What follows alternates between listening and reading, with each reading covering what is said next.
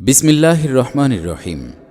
বইয়ের নাম হেদায়াত, রচনায় সৈয়দ আবুল আলা মওদুদী, অনুবাদ মুহাম্মদ আব্দুর রহিম, প্রকাশনায় আধুনিক প্রকাশনী। পৃষ্ঠা ৩। সহকর্মী বন্ধুগণ, ৪ দিনব্যাপী সম্মেলনের পর এখন সকলেই এখান থেকে বিদায় নিচ্ছে। এ সম্মেলন উপলক্ষে নির্ধারিত কার্যসূচি আল্লাহর ফজলে সম্পন্ন হয়েছে এবং সেই সম্পর্কে আমরা বিশেষ অধিবেশনে মোটামুটিভাবে পর্যালোচনাও করেছি। এখান থেকে বিদায় গ্রহণের পূর্বে আমি আমার সহকর্মী, রুকন এবং মুত্তাফিকগণকে, বর্তমানে সহযোগী সদস্য, আমাদের কর্মপন্থা সম্পর্কে কয়েকটি জরুরি কথা বলতে চাই, যেন তারা ভবিষ্যতে নিজেদের দায়িত্ব সঠিকভাবে পালন করতে পারেন। আল্লাহ তাআলার সাথে সম্পর্ক। আম্বিয়ায়ে কিরাম, খোলাফায়ে রাশিদিন এবং জাতির আদর্শ ও সৎ ব্যক্তিগণ প্রত্যেকটি কাজ উপলক্ষে তাদের সহকর্মীগণকে যে বিষয়ে উপদেশ দিয়েছেন, সর্বপ্রথম আমি তার উল্লেখ করতে চাই। তারা আল্লাহ তাআলাকে ভয় করতে, মনে প্রাণে তাঁর প্রতি ভক্তিভাব পোষণ করতে এবং তাঁর সাথে সম্পর্ক ঘনিষ্ঠতর করতে তাগিদ করেছেন। তাদের অনুকরণ ও অনুসরণ করে আমিও আপনাদেরকে আজ এ উপদেশই দিচ্ছি, আর ভবিষ্যতেও আমি যখন সুযোগ পাব, ইনশাআল্লাহ এ কথাই আপনাদেরকে স্মরণ করিয়ে দিতে থাকব। কারণ এ বিষয়টি এতই গুরুত্বপূর্ণ যে অন্যান্য সকল বিষয়ের তুলনায় এটাকে প্রাধান্য দেওয়া উচিত। আকিদা, বিশ্বাসের ব্যাপারে আল্লাহর প্রতি ঈমান, ইবাদতের বেলায় আল্লাহর সাথে নিবিড়তর সম্পর্ক স্থাপন, নৈতিক চরিত্রে আল্লাহর প্রতি ভয় পোষণ এবং আচার ব্যবহার ও লেনদেনের বেলায় আল্লাহ তাআলার সন্তুষ্টি লাভ করাকেই প্রাধান্য দেয়া দরকার। মোট কথা, আমাদের সমগ্র জীবনের সংস্কার, সংশোধন এবং উন্নতির জন্য যাবতীয় চেষ্টা তৎপরতার মূলে অন্যান্য উদ্দেশ্যের তুলনায় আল্লাহ তাআলার সন্তুষ্টি লাভের আগ্রহেরই প্রাধান্য লাভ করা বাঞ্ছনীয়। বিশেষত আমরা যে কাজের জন্য সংঘবদ্ধ হয়েছি, এটা শুধু আল্লাহ তাআলার সাথে সম্পর্ক স্থাপনের ভিত্তিতে সম্পন্ন হতে পারে।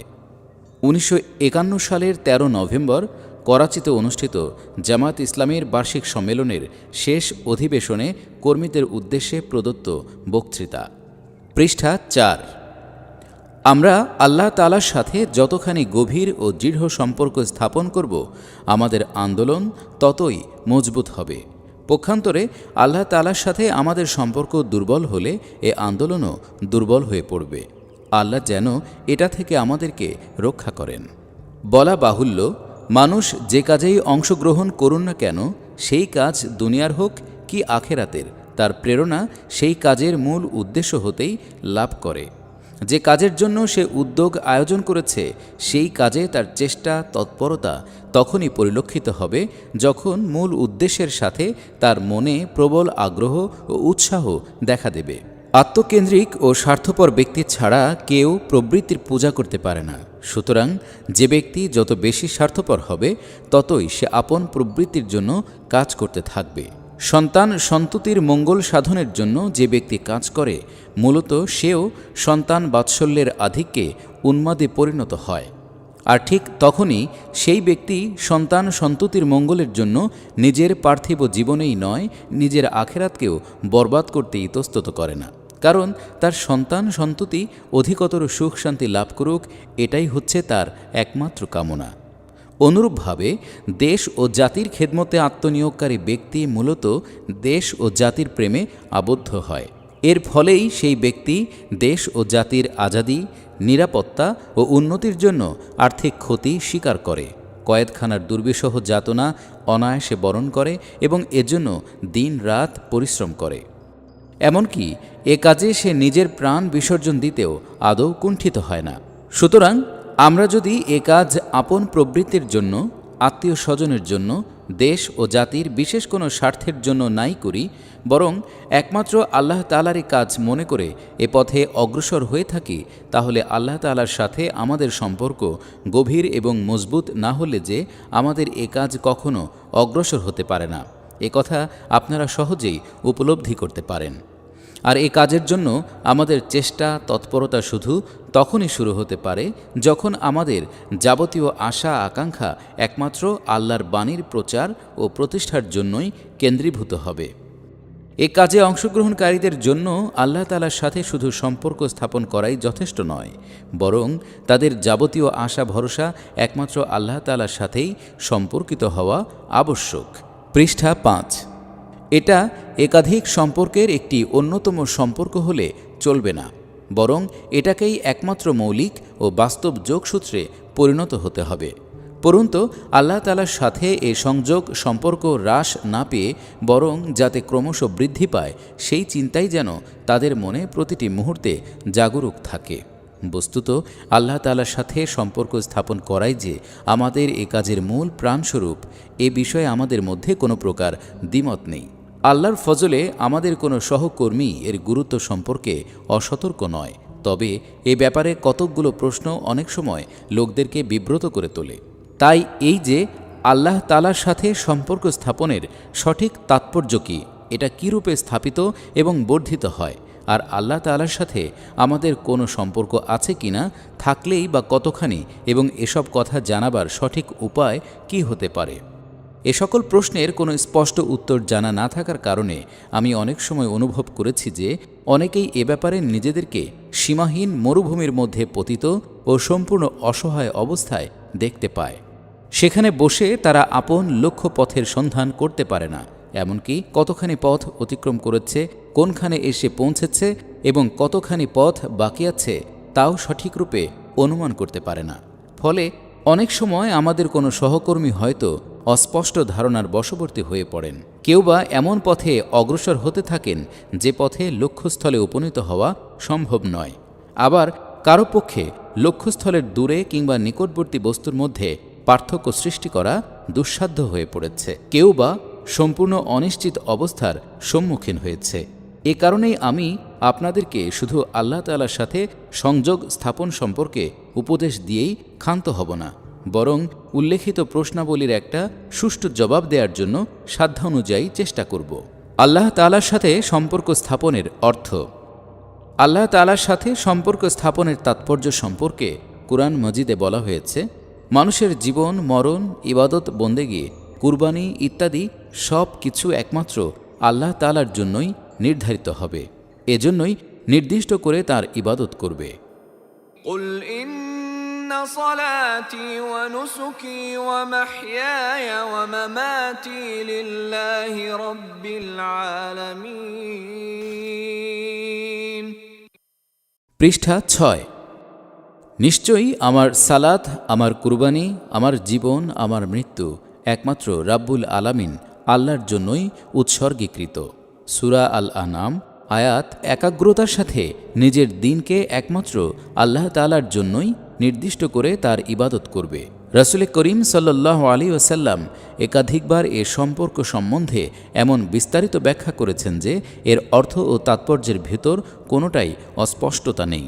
তার বাণীসমূহ পর্যালোচনা করলে দেখা যায় আল্লাহ তাআলার সাথে সম্পর্ক স্থাপনের অর্থ হচ্ছে খাশিয়াতুল্লাহি ফিস সিররি ওয়াল আলানিয়া, গোপনে এবং প্রকাশ্যে সকল কাজেই আল্লাহ তাআলাকে ভয় করা।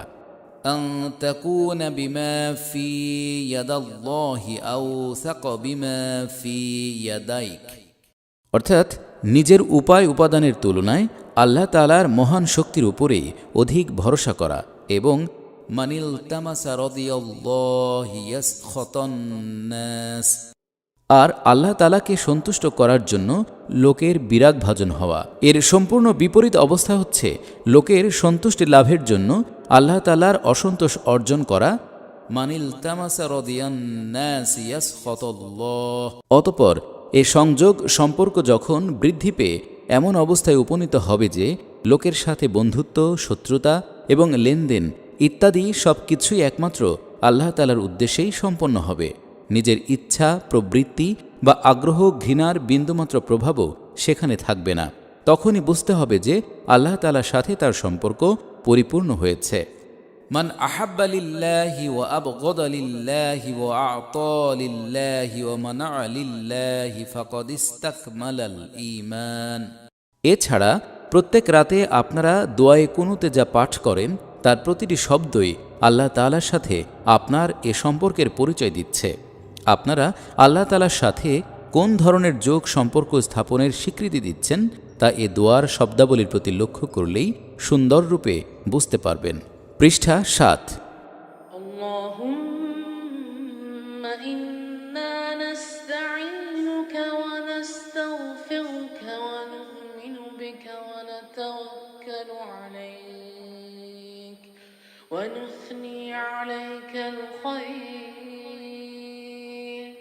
ونشكرك ولا نكفرك ونخلع ونترك من يفجرك اللهم إياك نعبد ولك نصلي ونسجد وإليك نسعى ونحفد ونرجو رحمتك ونخشى عذابك إن عذابك بالكفار ملحق। হে আল্লাহ, আমরা তোমার কাছে সাহায্য চাচ্ছি, তোমারই কাছে সরল সত্য পথের নির্দেশ চাচ্ছি, তোমারই কাছে ক্ষমা ভিক্ষা করছি, তোমারই উপরে আস্থা স্থাপন করছি, তোমারই উপরে ভরসা করছি এবং তোমার যাবতীয় উত্তম প্রশংসা তোমার জন্য নির্দিষ্ট করছি। আমরা তোমারই কৃতজ্ঞতা পাশে আবদ্ধ, তোমার অকৃতজ্ঞ দলে সামিল নই, তোমার অবাধ্য ব্যক্তিকে আমরা বর্জন করে চলি। হে আল্লাহ, আমরা একমাত্র তোমারই ইবাদত করি, তোমারই জন্য সালাত আদায় করি, সিজদা করি এবং তোমার জন্যই আমাদের যাবতীয় চেষ্টা তৎপরতা নিবদ্ধ।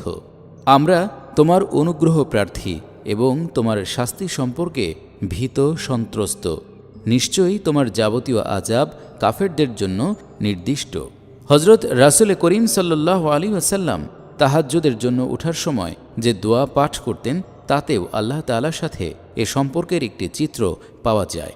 তিনি আল্লাহ তাআলাকে উদ্দেশ্য করে বলতেন, আল্লাহুম্মা লাকা আসলামতু ওয়া বিকা আমানতু ওয়া আলাইকা তাওয়াক্কালতু ওয়া ইলাইকা আনাবতু ওয়া বিকা খসামতু ওয়া ইলাইকা হাকামতু। হে আল্লাহ, আমি তোমারই অনুগত হলাম, তোমার প্রতি ঈমান আনলাম, তোমার উপর ভরসা করলাম, তোমার দিকে আমি নিবিষ্ট হলাম, তোমার জন্যই আমি লড়াই করছি এবং তোমার দরবারে আমি ফরিয়াদ জানাচ্ছি। আল্লাহ তাআলার সাথে সম্পর্ক বৃদ্ধির উপায়। আল্লাহ তাআলার সাথে একজন মুমিনের যে সম্পর্ক থাকা উচিত উপরে তার সঠিক বর্ণনা দেয়া হলো। এখন এ সম্পর্ক এবং তা বৃদ্ধি করা যায় কিভাবে তাই আমাদের চিন্তা করে দেখতে হবে। পৃষ্ঠা 8। এ সম্পর্ক স্থাপনের একটিমাত্র উপায় রয়েছে, তা এই যে মানুষকে সর্বান্তকরণে এক ও লা শরীক আল্লাহ তাআলাকে নিজের এবং সমগ্র জগতের একমাত্র মালিক, উপাস্য এবং শাসকরূপে স্বীকার করতে হবে। প্রভুত্বের যাবতীয় গুণাবলী, অধিকার ও ক্ষমতা একমাত্র আল্লাহ তাআলার জন্যই নির্দিষ্ট বলে গ্রহণ করতে হবে। নিজের মন মস্তিষ্ককে শিরকের যাবতীয় কলুষ কালিমা হতে মুক্ত করতে এবং নিজের অন্তরকে নির্মল ও পবিত্র রাখতে হবে। এ কাজটি সম্পাদনের পরই আল্লাহ তাআলার সাথে সম্পর্ক স্থাপিত হয়। এ সম্পর্ক দুটি উপায়ে বৃদ্ধি করা যেতে পারে। প্রথমটি হল চিন্তা ও গবেষণার পন্থা, আর দ্বিতীয়টি হল বাস্তব কাজের পন্থা। চিন্তা ও গবেষণার মাধ্যমে আল্লাহ তাআলার সাথে সম্পর্ক বৃদ্ধির উপায় হল পবিত্র কোরআন ও সহিহ হাদিস সমূহের সাহায্যে এ ধরনের সংযোগ সম্পর্কে বিস্তারিত জ্ঞান লাভ করা। এভাবে আল্লাহ তাআলার সাথে আপনার যে স্বাভাবিক সম্পর্ক রয়েছে, কার্যত যেরূপ সম্পর্ক থাকা উচিত সেই বিষয়ে আপনাকে সুস্পষ্ট ধারণা লাভ করতে হবে। এ ধরনের যোগসূত্র সম্পর্কে স্পষ্ট ধারণা ও অনুভূতি লাভ এবং এটাকে সর্বদা স্মরণ রাখতে হবে। পবিত্র কোরআন ও হাদিস বুঝে পাঠ করতে হবে এবং বারবার অধ্যয়ন করতে হবে। কোরআন হাদিসের আলোকে যে সকল বিষয়ে আল্লাহ তাআলার সাথে আপনার যোগ সম্পর্ক অনুভূত হবে সেই সব বিষয়ে আপনাকে চিন্তা করতে হবে। নিজের অবস্থা সম্পর্কে আপনাকে বিচার বিশ্লেষণ করতে হবে। আল্লাহ তাআলার সাথে আপনি কোন বিষয়ে কতখানি যোগ সম্পর্ক কার্যত স্থাপন করেছেন এবং এর মধ্যে কোন কোন বিষয়ে কতখানি দাবি আপনি পূরণ করেছেন, কোন বিষয়ে কতখানি ত্রুটি অনুভব করেছেন, আপনাকে তা যাচাই করে দেখতে হবে। এ অনুভূতি সমীক্ষা যতখানি বৃদ্ধি পাবে ইনশাআল্লাহ আপনার সাথে আল্লাহ তাআলার যোগ সম্পর্ক ততই বাড়তে থাকবে। উদাহরণস্বরূপ বলা যায়, আল্লাহ তাআলার সাথে আপনার একটি সম্পর্ক এই যে তিনি আপনাদের মাবুদ এবং আপনারা তার গোলাম। দ্বিতীয় সম্পর্ক হল পৃথিবীর বুকে আপনারা তার প্রতিনিধি, আর তিনি অসংখ্য জিনিস আপনাদের কাছে আমানত রেখেছেন।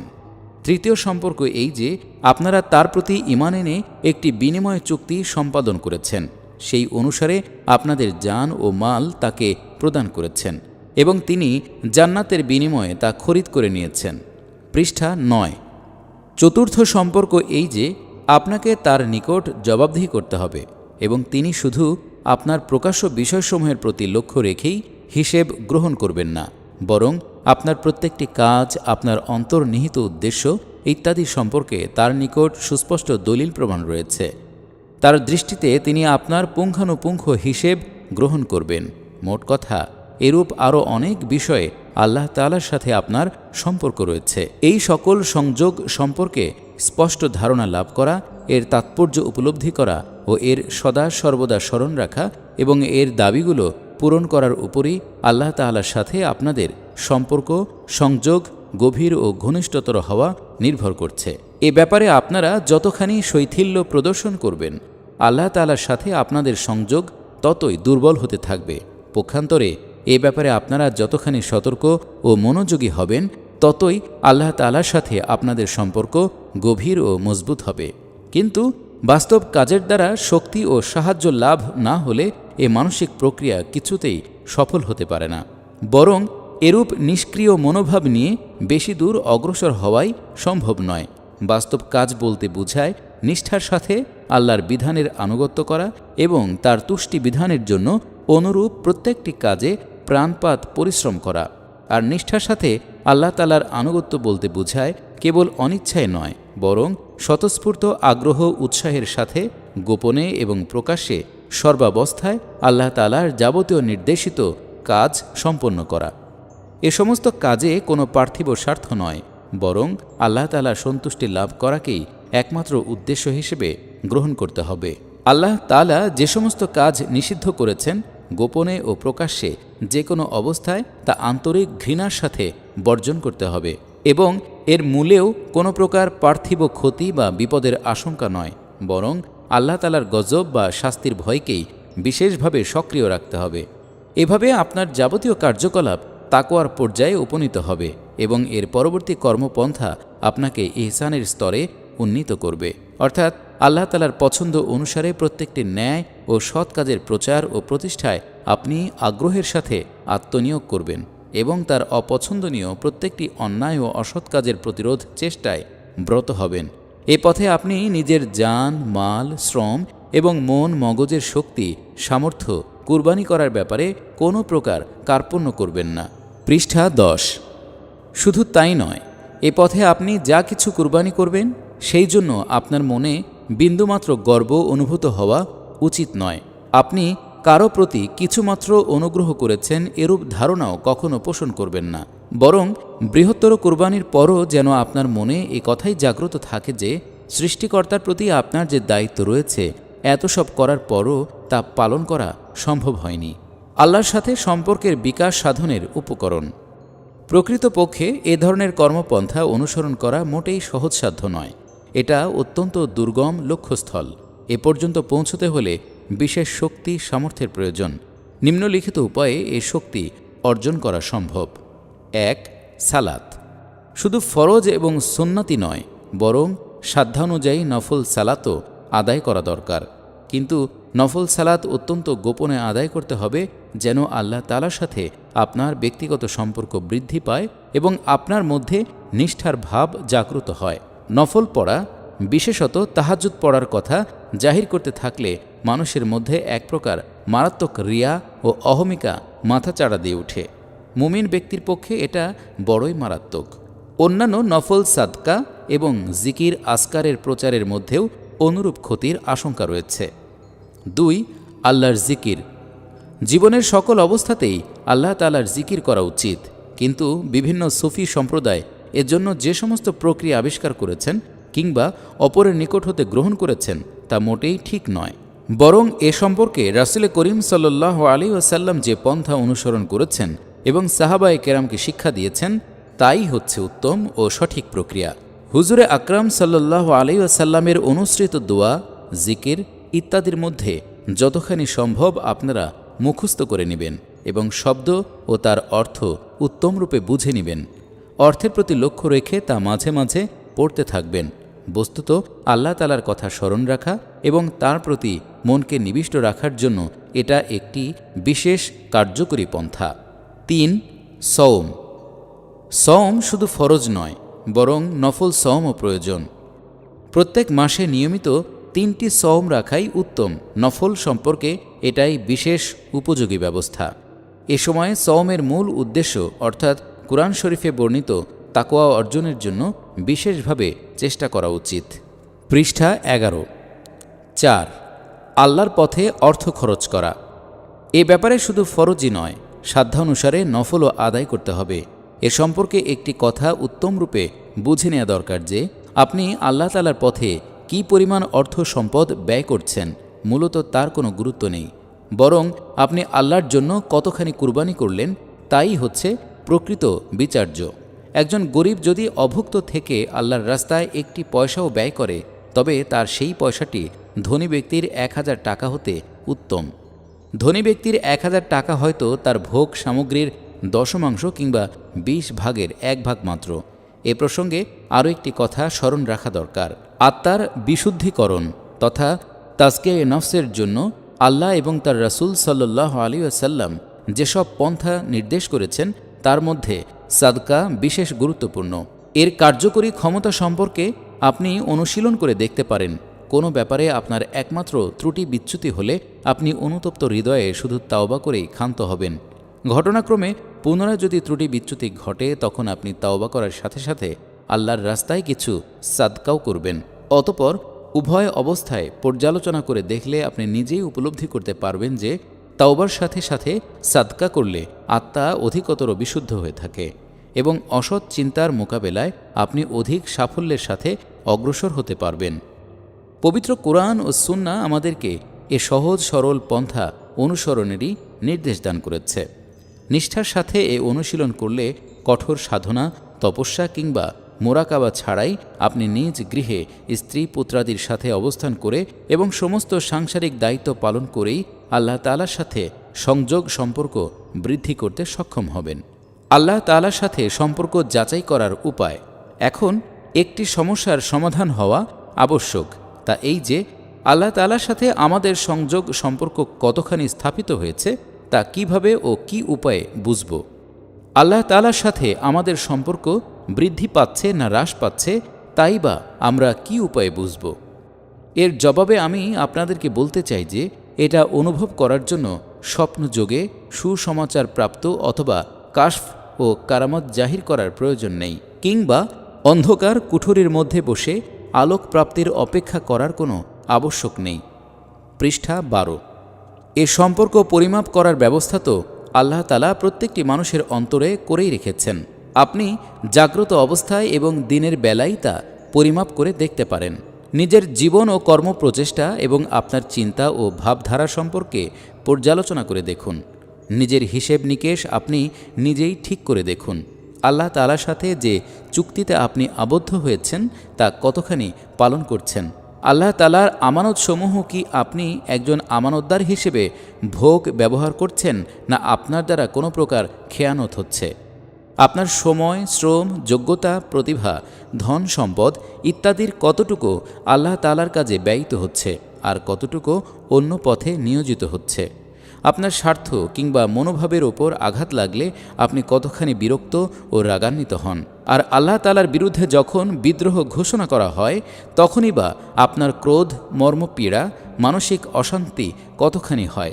এরূপ আরও অনেক প্রশ্ন আপনি নিজের বিবেকের কাছে জিজ্ঞেস করতে পারেন এবং এ সমস্ত প্রশ্নের জবাবের উপর ভিত্তি করে আপনি প্রত্যহ বুঝতে পারেন যে আল্লাহ তাআলার সাথে আপনার কোনো সম্পর্ক ও যোগ আছে কিনা, থাকলে তা কতখানি এবং তা বৃদ্ধি পাচ্ছে না কমে যাচ্ছে। কাজেই স্বপ্নের সুসংবাদ, কাশফ, কারামত কিংবা নূরের তাজাল্লি ইত্যাদি অতি প্রাকৃতিক উপায় অবলম্বনের চেষ্টা হতে আপনি বিরত থাকুন। প্রকৃতপক্ষে এই বস্তু জগতের প্রবঞ্চনামূলক বৈচিত্র্যের মধ্যে অবস্থান করে তাওহীদের নিগূঢ় তত্ত্ব অনুধাবনের চেয়ে বড় কাশফ আর কিছুই নেই।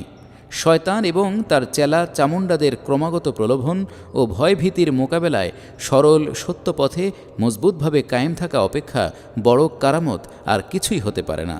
কুফরি, ফাসেকি ও গুমরাহির ঘন ঘোর অন্ধকারের মধ্যে সত্যের আলো দেখতে পাওয়া এবং তা অনুসরণ করার চেয়ে কোনো বড় নূরের তপস্যা থাকতে পারে না। আর মুমিনগণ সবচেয়ে বড় সুসংবাদ লাভ করতে চাইলে আল্লাহ তাআলাকে নিজের রব, প্রভু ও পালনকর্তা হিসেবে স্বীকার করে এর উপর দৃঢ়ভাবে কায়েম থাকা এবং তার প্রদর্শিত পথে চলাই হচ্ছে এর একমাত্র উপায়।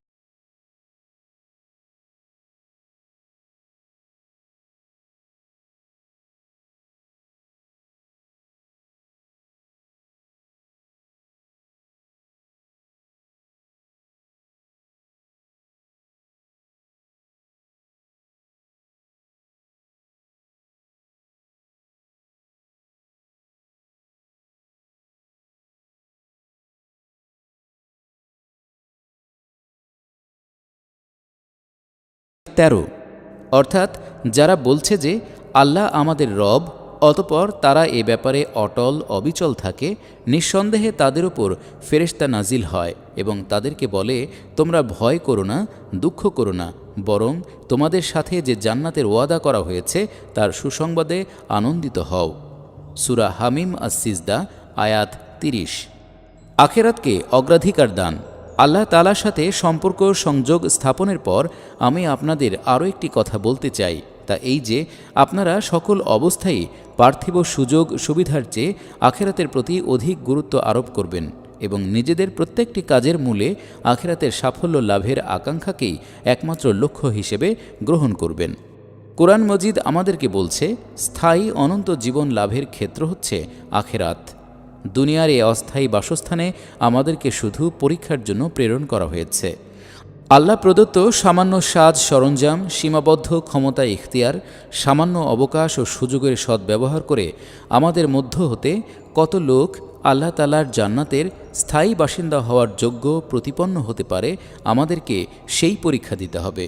কিন্তু শিল্প, বাণিজ্য, কৃষিকাজ ও রাজ্য পরিচালনার ক্ষেত্রে আমাদের কতখানি কৃতিত্ব রয়েছে, রাস্তাঘাট ও বাড়ি নির্মাণে আমরা কতখানি পটু, কিংবা এক শানদার সভ্যতা সংস্কৃতি গঠনে আমরা কতখানি সাফল্য লাভ করতে পারি, সেই বিষয়ে আমাদের কোনো পরীক্ষা দিতে হবে না, বরং আল্লাহ তাআলার প্রদত্ত আমানতসমূহের ব্যাপারে আমরা তার খিলাফতের দায়িত্ব পালনে কতখানি যোগ্যতার অধিকারী, এটাই হচ্ছে আমাদের পরীক্ষার মূল বিষয়।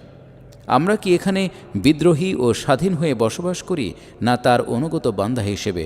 আল্লাহর দুনিয়ায় আল্লাহর মর্জি পূরণ করি, না নিজেদের ইচ্ছা প্রবৃত্তি অথবা আল্লাহ ছাড়া অন্য কারো ইচ্ছা পূরণ করি? আল্লাহর দুনিয়াকে তার ইচ্ছা অনুসারে সুসজ্জিত করি, না বিভেদ বিশৃঙ্খলা সৃষ্টির চেষ্টা করতে থাকি এবং আল্লাহর সন্তুষ্টির জন্য শয়তানি শক্তিগুলোর সামনে আত্মসমর্পণ করি, না তাদের বিরুদ্ধে সংগ্রাম করতে থাকি? এটাই হলো আমাদের পরীক্ষা। জান্নাতে হজরত আদম ও হাওয়া আলাইহিমাস সালামের যে প্রথম পরীক্ষা হয়েছিল, মূলত তাও ছিল ঠিক এ পরীক্ষা। আর আখেরাতে জান্নাতের স্থায়ী বাসিন্দা হিসেবে মানবজাতির মধ্য হতে যাদেরকে নির্বাচিত করা হবে, তাও হবে এ চূড়ান্ত প্রশ্নটির ভিত্তিতে। পৃষ্ঠা 14। সুতরাং সাফল্য ও ব্যর্থতার মূল মাপকাঠি এটা মোটেই নয় যে কে রাজ সিংহাসনে বসে পরীক্ষা দিয়েছে আর কে ফাঁসির মঞ্চে দাঁড়িয়ে।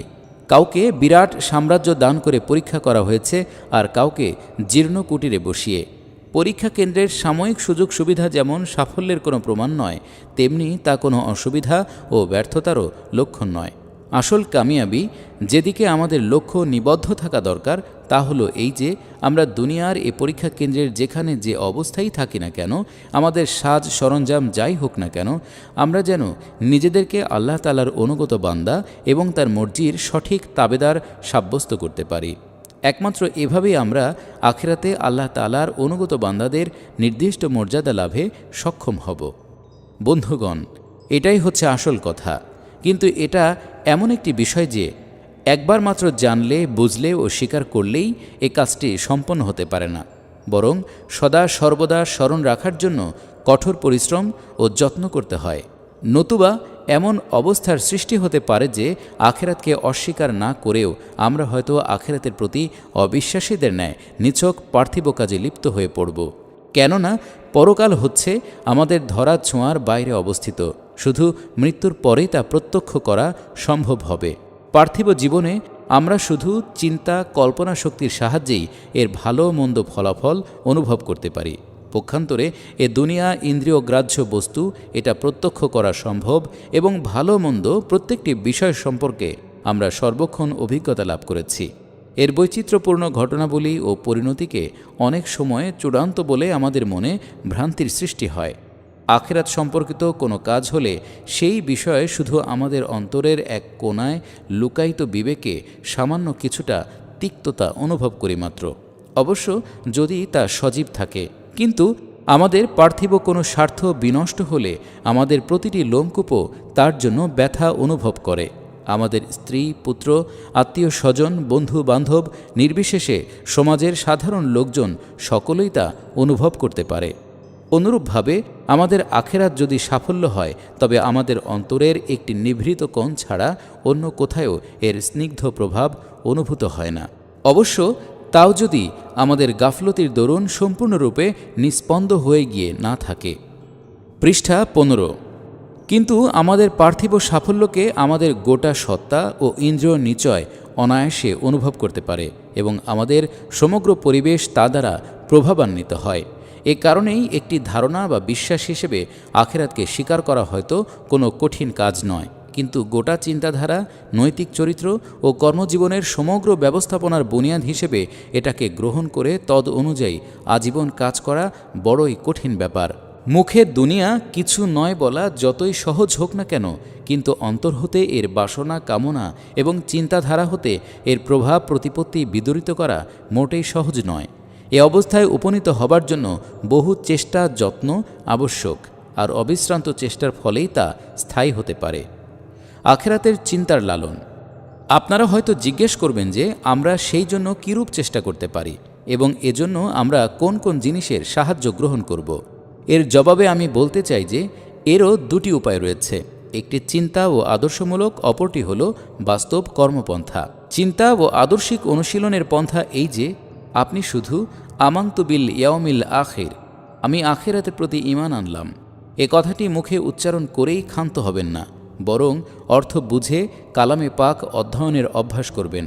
এর ফলে আপনার বিশ্বাসের চোখে ক্রমাগত পার্থিব দুনিয়ার এ আবরণের অন্তরালে অবস্থিত আখেরাত অত্যন্ত স্পষ্টরূপে ধরা দেবে। কারণ কালামে পাকে সম্ভবত এমন একটি পৃষ্ঠাও নেই যেখানে কোনো না কোনো রূপে আখেরাতের উল্লেখ পাওয়া যায় না। বিভিন্ন স্থানে আখেরাতের এমন বিস্তারিত নকশা দেখতে পাবেন যে আপনার মনে হবে যেন কেউ চাক্ষুষভাবে দেখার পরেই এটা বর্ণনা করছে। এমনকি অনেক স্থানে এ চিত্র এমন সুন্দরভাবে ফুটে উঠেছে বলে অনুভব করতে থাকে, তখন মনে হয় যেন এ জড়জগতের হালকা পর্দাখানা একটু সরে গেলেই বর্ণিত ঘটনাবলী প্রত্যক্ষ করা সম্ভব হতো। সুতরাং নিয়মিত কোরআন শরীফ বুঝে তেলাওয়াত করতে থাকলে মানুষের মনে ক্রমশ আখেরাত সম্পর্কে সুস্পষ্ট ধারণা স্থায়ী হতে পারবে। তখন সে এ কথাটি সর্বদা স্মরণ রাখতে পারবে যে তার স্থায়ী বাসভূমির সন্ধান লাভ মৃত্যুর পরই সম্ভব এবং দুনিয়ার এ অস্থায়ী জীবনেই এর জন্য প্রস্তুতি নিতে হবে। পৃষ্ঠা 16। হাদিস অধ্যয়ন করলে এ মনোভাব আরও বলবৎ ও মজবুত হয়, কারণ হাদিস শরীফে পরলোক সম্পর্কে প্রায় চাক্ষুষ অভিজ্ঞতার মতোই বিবরণ সন্নিবিষ্ট রয়েছে। এছাড়া হজরত নবী করিম সাল্লাল্লাহু আলাইহি ওয়াসাল্লাম স্বয়ং এবং তার সাহাবায়ে কিরাম সর্বদা আখিরাত সম্পর্কে কতখানি সতর্ক দৃষ্টি রাখতেন তা থেকে তা জানা যায়। কবর জিয়ারত করলে এই বিষয়ে আরও সাহায্য লাভ করা যায়। নবী করিম সাল্লাল্লাহু আলাইহি ওয়াসাল্লাম কবর জিয়ারতের উদ্দেশ্য সম্পর্কে বলেছেন যে মানুষ এর সাহায্যে নিজের মৃত্যুর স্মরণ করতে সক্ষম হয় এবং লোভ লালসায় পরিপূর্ণ এ দুনিয়ার বুকে অবস্থান করেও একথা তার মনে জাগরুক রাখতে পারে যে সকল মানুষ যেখানে গিয়েছে এবং প্রত্যহ অসংখ্য লোক যেখানে পৌঁছেছে তাকেও একদিন সেখানে যেতে হবে। কিন্তু মনে রাখা দরকার যে বর্তমানে গুমরাহ লোকেরা যে সমস্ত মাজারকে মকসুদ হাসিল কিংবা মুশকিল আসানের কেন্দ্র হিসেবে খাড়া করেছে, তার পরিবর্তে সাধারণ গরিব লোকদের কবরস্থান এ দিক দিয়ে অনেক বেশি উপকারী। অথবা এ উদ্দেশ্যে প্রাচীন রাজা বাদশাদের শূন্য ও পাহারাদার বিবর্জিত বিরাট আকার কবরগুলো পরিদর্শন করা চলে। অতঃপর বাস্তব কর্মপন্থার কথায় আসুন। এই পার্থিব জীবনে আপনাকে ঘর সংসার, পাড়া প্রতিবেশী, বন্ধুবান্ধব, আত্মীয় স্বজন, নিজের শহর ও দেশের ব্যবস্থাপনা, আদান প্রদান এবং অর্থনৈতিক কাজকারবার, এক কথায় জীবনের প্রতি পদেই আপনাকে উভয় সংকটের সম্মুখীন হতে হয় এবং একদিকে আখেরাত বিশ্বাস আর অপরদিকে দুনিয়াদারি আপনাকে হাতছানি দেয়। এমতাবস্থায় আপনাকে প্রথমোক্ত পথেই অগ্রসর হওয়ার জন্য চেষ্টা করতে হবে। যদি নফসের দুর্বলতা কিংবা আলস্যবশত আপনি কখনো ভিন্ন পথেই অগ্রসর হন, তবে সেই কথা স্মরণ হওয়ার সাথে সাথেই আপনি পথ পরিবর্তনের চেষ্টা করবেন। ভুল পথে আপনি অনেক দূর অগ্রসর হলেও কোনো কথা নেই। তাছাড়া আপনি মাঝে মাঝে নিজের হিসেব নিকেশ করে দেখবেন কোন কোন ক্ষেত্রে দুনিয়া আপনাকে নিজের দিকে টানতে সমর্থ হয়েছে আর আপনি বা কতবার আখেরাতের দিকে অগ্রসর হতে সক্ষম হয়েছেন। এ পর্যালোচনার দ্বারাই আপনি স্পষ্ট ধারণা করতে পারবেন যে আখেরাত সম্পর্কে ধারণা বিশ্বাস কতখানি মজবুত হয়েছে আর কতখানি আপনাকে অভাব পূরণ করতে হবে। যতখানি অভাব দেখবেন তা নিজেই পূরণের চেষ্টা করবেন। এ ব্যাপারে বাহির থেকে কোনো প্রকার সাহায্য লাভ করতে হলে আপনাকে সর্বপ্রথম দুনিয়াদার লোকদের সংস্রব পরিত্যাগ করতে হবে এবং আপনার জানা মতে যারা দুনিয়ার তুলনায় আখিরাতকেই প্রাধান্য দিয়ে থাকেন এ ধরনের নেক লোকদের সাথে সম্পর্ক স্থাপন ও যোগাযোগ বৃদ্ধি করতে হবে। কিন্তু একটি কথা আপনাকে অবশ্যই স্মরণ রাখতে হবে যে আপনার নিজের চেষ্টা ছাড়া কোনো গুণের হ্রাস বৃদ্ধি করার বাস্তব কোনো পন্থা এ পর্যন্ত আবিষ্কৃত হয়নি, কিংবা নিজের মধ্যে মূল উপাদান পর্যন্ত বর্তমান নেই এমন গুণ সৃষ্টি করাও সম্ভব নয়। পৃষ্ঠা 17। অযথা অহমিকা বর্জন। তৃতীয় যে বিষয় আমি আপনাদের উপদেশ দিতে চাই তা এই যে গত কয়েক বছর যাবৎ ক্রমাগত চেষ্টার ফলে আপনাদের ব্যক্তিগত জীবন ও সামাজিক চরিত্র এবং আপনাদের সাংগঠনিক ক্ষেত্রে যতটুকু সংস্কার সাধিত হয়েছে সেজন্য আপনাদের মনে যেন আদৌ কোনো অহমিকা দেখা না দেয়। আপনারা যেন ব্যক্তিগত কিংবা সাংগঠনিকভাবে কখনো এরূপ ভুল ধারণা পোষণ না করেন যে আমরা এখন পূর্ণত্ব লাভ করেছি, যা কিছু যোগ্যতা অর্জন করা দরকার ছিল তার সবই আমরা হাসিল করে ফেলেছি, সুতরাং এখন আর আমাদের কাম্য এমন কোনো বস্তু নেই যে জন্য আমাদেরকে আরও চেষ্টা যত্ন করতে হবে। আমাকে এবং জামাতের অন্যান্য দায়িত্বশীল ব্যক্তিগণকে অনেক সময়ই একটি সমস্যার সম্মুখীন হতে হয়। বেশ কিছুদিন যাবৎ কিছু সংখ্যক লোক জামাত ইসলামীর প্রকৃতপক্ষে জামাত পরিচালিত ইসলামী আন্দোলনের মূল্য হ্রাস করার মতলবে প্রচার করে বেড়াচ্ছে যে এ জামাত নিছক একটি রাজনৈতিক প্রতিষ্ঠান মাত্র, অন্যান্য দলগুলোর মতোই এরা কাজ করছে। এ প্রতিষ্ঠানে আত্মশুদ্ধি বা আধ্যাত্মিকতার কোনো নাম নিশানা নেই। এর কর্মীদের মধ্যে আল্লাহর সাথে সম্পর্ক এবং আখেরাত নিয়ে চিন্তার অভাব রয়েছে। এ দলের পরিচালক নিজে যেমন কোনো পীরের মুরিদ নয়, তেমনি তিনি কোনো খানকাহতেও তাকওয়া, পরহেজগারি বা ইহসান কামালিয়াতের ট্রেনিং লাভ করেননি। আর তার সহকর্মীরাও যে তেমন কোনো ট্রেনিংয়ের সুযোগ পাবেন তারও কোনো সম্ভাবনা নেই।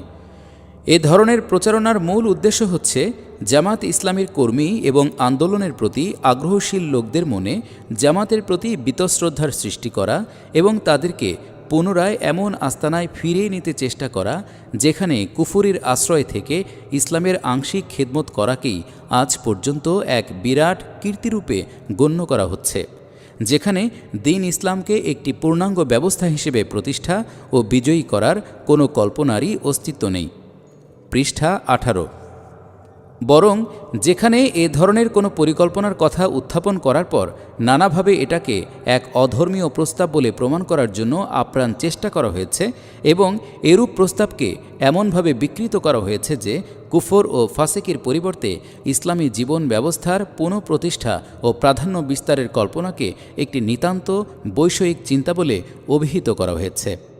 এ কারণেই আমাদেরকে বাধ্য হয়ে খানকার আত্মশুদ্ধি ও ইসলামী আত্মশুদ্ধির মধ্যকার পার্থক্য উদ্ঘাটন করতে হয় এবং প্রকৃত তাকওয়া, পরহেজগারি ও ইহসানের সঠিক পরিচয় যা ইসলামের কাম্য পরিষ্কার করে বর্ণনা করতে হয় এবং ধর্মশিল্পে লোকগণ যে সনাতন ও কামালিয়াতের শিক্ষা বা ট্রেনিং দিচ্ছেন তার সাথে ইসলামের পার্থক্য কতটুকু তা বিশ্লেষণ করা অপরিহার্য হয়ে পড়ে। সেই সাথে জামাত ইসলামী কর্তৃক অনুসৃত সংশোধন ও ট্রেনিং পদ্ধতি এবং এর ফলাফলও আমাদেরকে প্রকাশ করতে হয় যেন ইসলাম সম্পর্কে সঠিক চেতনা সম্পন্ন যে কোনো লোক কথা বুঝতে পারেন যে জামাত ইসলামের উদ্দেশ্য ও কর্মনীতির প্রতি আকৃষ্ট হওয়ার পর প্রাথমিক পর্যায়ে মানুষের মধ্যে তাকওয়া, পরহেজগারি ও ইহসানের যে পবিত্র ভাবধারা সৃষ্টি হতে শুরু করে তা জীবনব্যাপী আত্মশুদ্ধির ট্রেনিং লাভের পরও এমনকি ট্রেনিং দাতাদের মধ্যেও দেখা যায় না। এ সকল কথা আমরা আমাদের সমালোচকদের বেইনসাফির কারণেই বলতে বাধ্য হচ্ছি। নিছক আত্মরক্ষার জন্য নয়, বরং ইসলামী আন্দোলনের নিরাপত্তার জন্য এটা আমাদের বলতে হয়। কিন্তু এ সমস্ত কথার ফলে আমাদের সহকর্মীদের মনে যেন কোনো প্রকার গর্ব, অহংকার কিংবা নিজেদের কামালিয়াত সম্পর্কে ভ্রান্ত ধারণা না জন্মে। সেজন্য আমরা আল্লাহর নিকট পানাহ চাচ্ছি। আল্লাহ না করুন আমাদের মধ্যে যদি কোনো প্রকার মিথ্যা অহমিকা দেখা দেয়, তবে এ পর্যন্ত আমরা যতটুকু লাভ করেছি তাও হয়তো হারিয়ে বসব। এই বিপদ হতে আত্মরক্ষার জন্যই আমি আপনাদেরকে 3টি নিগূঢ় সত্য ভালো করে বুঝে নিতে এবং তা কখনো বিস্তৃত না হতে অনুরোধ করি। কামালিয়াত তথা পূর্ণত্ব একটি সীমাহীন ব্যাপার। এর শেষ সীমা আমাদের দৃষ্টির অগোচরে অবস্থিত। মানুষের কর্তব্য হচ্ছে এর শীর্ষ দেশে আরোহণ করার জন্য ক্রমাগত চেষ্টা করা এবং কোথাও পৌঁছিয়ে একথা ব্যক্ত না করা যে সে কামেল হয়ে গিয়েছে। কোনো ব্যক্তি যে মুহূর্তে এ ধারণায় পতিত হবে, সাথে সাথেই তার উন্নতি থেমে যাবে। শুধু যে থেমে যাবে তাই নয়, বরং সেই সাথে তার অবনতির সূত্রপাত হবে। এ কথা স্মরণ রাখা দরকার যে কেবল উচ্চস্থানে উন্নীত হওয়ার জন্যই নয়, বরং সেখানে টিকে থাকতে হলেও অবিশ্রান্ত চেষ্টা, তৎপরতা আবশ্যক। কারণ এ চেষ্টার ধারা বন্ধ হওয়ার সাথে সাথে নিম্নভূমির আকর্ষণ মানুষকে নিচের দিকে টানতে আরম্ভ করে। কোনো বুদ্ধিমান লোকের পক্ষে কেবলমাত্র নিচের দিকে তাকিয়ে সে কতখানি উপরে উঠেছে তা দেখা উচিত নয়, বরং তার আর কতখানি উপরে উঠতে হবে এবং এখনও সে কতখানি দূরে রয়েছে এটাই তার দেখা কর্তব্য। পৃষ্ঠা 19। দ্বিতীয়ত, ইসলাম আমাদের সামনে মনুষ্যত্বের যে উচ্চতম আদর্শ উপস্থাপিত করেছে, এর প্রাথমিক স্তরসমূহ অন্যান্য অনইসলামিক ধর্ম ও মতবাদগুলোর উচ্চতম আদর্শের তুলনায় অনেক ঊর্ধ্বে অবস্থিত। এটা আদৌ কোনো কল্পনাপ্রসূত মান নয়, বরং এ পার্থিব জীবনেই আম্বিয়াই কিরাম, মহানুভব সাহাবাগণ এবং জাতির আদর্শ পুরুষগণ পবিত্র জীবনধারা আমাদের সামনে ইসলামের মহান আদর্শ সম্পর্কে পথ নির্দেশ করছে। এ আদর্শমান সর্বদা আপনার সামনে রাখবেন। এভাবে আপনার তথাকথিত কামালিয়াতের বিভ্রান্তির কবল থেকে আত্মরক্ষা করতে পারবেন এবং নিজেদের পশ্চাৎপদতা সম্পর্কে সুস্পষ্ট ধারণা লাভে সক্ষম হবেন। উপরন্তু উন্নতি লাভের চেষ্টা, তৎপরতার জন্য এটা এমনভাবে অনুপ্রেরণা যোগাতে থাকবে যার ফলে আপনি আজীবন সংগ্রাম সাধনার পরও মনে করবেন যে এখনও উন্নতির অনেক স্তর বাকি রয়েছে। আপনার আশেপাশে মুমূর্ষু রোগীদের দেখে নিজেদের স্বাস্থ্য ও সুস্থতা সম্পর্কে একটু গর্ববোধ করবেন না। আপনারা নৈতিক ও আধ্যাত্মিকতার সেই বীর পাহলোয়ানদের প্রতি লক্ষ্য রাখবেন যাদের স্থলাভিষিক্ত হিসেবেই আপনারা শয়তানের বিরুদ্ধে লড়াই করার জন্য ময়দানে অবতীর্ণ হচ্ছেন। দিন সম্পদের ব্যাপারে অপেক্ষাকৃত উন্নত ও অগ্রসর লোকদের দিকে লক্ষ্য রাখা এবং বৈষয়িক ধন সম্পদের ব্যাপারে অপেক্ষাকৃত দুর্বল লোকদেরকে সামনে রাখাই ঈমানদার লোকদের কর্তব্য, যেন তার ভিতর থেকে দিন সম্পদ লাভের তৃষ্ণা বিদূরিত না হয় এবং আল্লাহ তাআলা তাকে যতটুকু বিষয় সম্পত্তি দান করেছেন তাতেই সে আল্লাহর শুকর করতে পারে এবং অল্পতেই যেন তার ধন সম্পদের পিপাসা নিবৃত হয়। পৃষ্ঠা 20। তৃতীয়ত, আমাদের জামাত এ পর্যন্ত যতটুকু গুণ বৈশিষ্ট্য অর্জন করেছে প্রকৃতপক্ষে শুধু তা বর্তমান বিকৃত পরিবেশের কারণেই সম্ভব হয়েছে। কেননা এ ঘনঘোর অন্ধকারের মধ্যে আমরা যে ক্ষীণ শিখার একটি প্রদীপ জ্বালাবার সৌভাগ্য লাভ করেছি তাই এখন উজ্জ্বল প্রকটিত হয়ে দেখা দিয়েছে। নতুবা প্রকৃত সত্য কথা এই যে ইসলামের নিম্নতম আদর্শের সাথে আমাদের চেষ্টা তৎপরতার তুলনা করলেও প্রত্যেকটি ক্ষেত্রে, ব্যক্তিগত জীবন ও সাংগঠনিক ক্ষেত্রে কেবলমাত্র ত্রুটি বিচ্যুতি নজরে পড়বে। সুতরাং আমরা যদি কখনো নিজেদের ত্রুটি বিচ্যুতি স্বীকার করি তবে তা যেন শুধু বিনয় প্রকাশের জন্যই না হয়, বরং তা যেন আন্তরিক স্বীকৃতি হয়। এর ফলে আমাদের প্রত্যেকটি দুর্বলতা যেন সুস্পষ্টরূপে ধরা পড়ে এবং তা দূর করার জন্য আগ্রহ ও চেষ্টা যেন তীব্রতর হয়। ট্রেনিং কেন্দ্রসমূহের উপকারিতা। এ কাজে আপনাদের সাহায্যের জন্যই জামাতের পক্ষ থেকে ট্রেনিংয়ের নতুন ব্যবস্থা গ্রহণ করা হয়েছে। এই কার্যসূচি অনুসারে যে সমস্ত ট্রেনিং কেন্দ্র স্থাপিত হয়েছে তাতে জামাতের রুকন বা মুত্তাফিক সকলেই শরিক হতে পারেন। ট্রেনিংয়ের মেয়াদ ইচ্ছা করেই সংক্ষিপ্ত করা হয়েছে যেন ব্যবসায়ী, কর্মচারী, কৃষিজীবী সকল শ্রেণীর লোকই এটা হতে সহজে ফায়দা হাসিল করতে পারেন। ট্রেনিং কোর্সের দুটি ভাগ রয়েছে, একটি শিক্ষামূলক, অপরটি অনুশীলনমূলক। প্রথম অংশে আমাদের লক্ষ্য হল শিক্ষার্থীগণ অল্প সময়ের মধ্যেই যেন পবিত্র কুরআন ও হাদিসের শিক্ষা, ফিকাহ শাস্ত্রের হুকুম ও আহকাম এবং জামাতের পুস্তকাদির একটি প্রয়োজনীয় অংশ সম্পর্কে সুস্পষ্ট ধারণা লাভে সক্ষম হয়। এর ফলে ট্রেনিং গ্রহণকারী কর্মী যেন সহজেই দ্বীনি ব্যবস্থা, তার দাবি তদ অনুযায়ী জীবনযাপনের পন্থা এবং এর প্রতিষ্ঠার জন্য গৃহীত কর্মসূচি স্পষ্ট বুঝতে পারেন। পাদটিকা হাদিসের অর্থ: যে ব্যক্তি নিজের দ্বীনের ব্যাপারে অপেক্ষাকৃত উন্নত লোকের প্রতি দৃষ্টি রেখে তার অনুসরণ করবে এবং পার্থিব বিষয়ে অপেক্ষাকৃত দুর্বল ব্যক্তিকে দেখে আল্লাহ তাআলার দান সামগ্রীর সুক্রিয়া প্রকাশ করবে, সে আল্লাহর নিকট কৃতজ্ঞ ও ধৈর্যশীল রূপে পরিগণিত হবে। আর যে ব্যক্তি দ্বীনের ব্যাপারে অপেক্ষাকৃত দুর্বল লোকের প্রতি লক্ষ্য করবে এবং পার্থিব ব্যাপারে অধিক ধনশালীদের প্রতি লক্ষ্য করবে, কোনো বিষয়ের অভাব থাকলে সেই জন্য সে আফসোস করবে, আল্লাহর দরবারে সেই ব্যক্তি কৃতজ্ঞ এবং ধৈর্যশীল রূপে পরিগণিত হতে পারবে না। পৃষ্ঠা 21। সেই সাথে ইসলামী জীবন ব্যবস্থার বাস্তব রূপায়ণের জন্য কোন ধরনের ব্যক্তিগত ও সামাজিক চরিত্রের আবশ্যক তাও যেন সে উপলব্ধি করতে পারে। কর্মসূচির অনুশীলনমূলক অংশের উদ্দেশ্য এই যে এর মাধ্যমে আমাদের কর্মীগণ অন্তত কিছুদিন এই স্থানে সমবেতভাবে স্বচ্ছ ও নির্মল ইসলামী পরিবেশে বসবাসের সুযোগ লাভ করতে পারবে। এর ফলে তাদের মধ্যে নিয়মানুবর্তিতা, শৃঙ্খলা রক্ষা, সৌভ্রাতৃত্ব এবং প্রীতি সৌহার্দ্যের অভ্যাস জন্মাবে।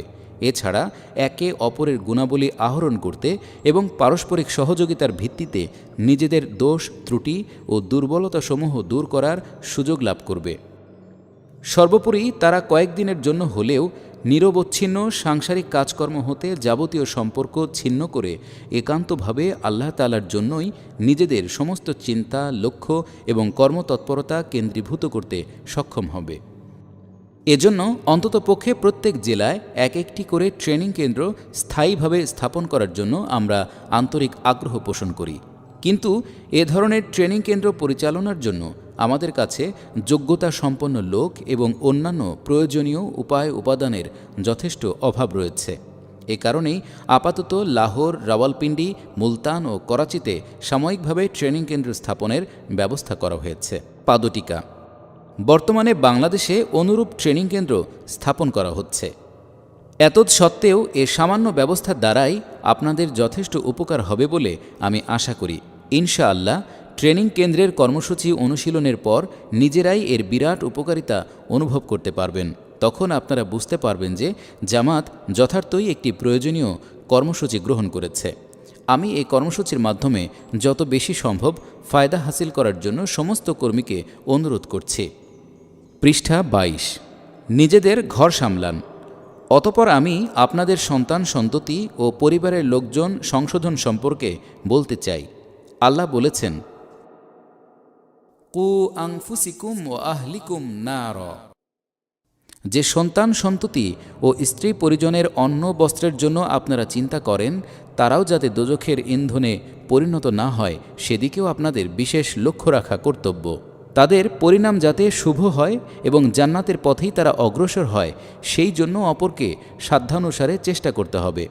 এরপরও যদি কেউ স্বেচ্ছায় ভুল পথেই অগ্রসর হয় তবে সেজন্য আপনার কোনো দায়িত্ব থাকবে না। মোট কথা, তাদের অশুভ পরিণতির ব্যাপারে আপনার যেন কোনো সহযোগিতা না থাকে সেদিকে দৃষ্টি রাখতে হবে। আমার কাছে অনেক সময় অভিযোগ করা হয় যে জামাতের কর্মীগণ সাধারণ মানুষের সংশোধন ও কল্যাণের জন্য যতটা চেষ্টা করেন, নিজেদের পরিবার পরিজন এবং সন্তান সন্ততির সংশোধনের জন্য ততটা চেষ্টা করেন না। হয়তো কোনো কোনো লোকের বেলায় এ অভিযোগ সত্য হতে পারে, আবার কারো বেলায় হয়তো বাড়াবাড়ি করা হয়েছে। ব্যক্তিগতভাবে প্রত্যেকের অবস্থা পর্যালোচনা করা আমার পক্ষে মুশকিল।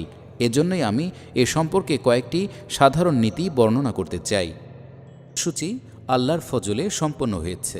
এবং সেই সম্পর্কে আমরা বিশেষ অধিবেশনে মোটামুটিভাবে পর্যালোচনাও করেছি।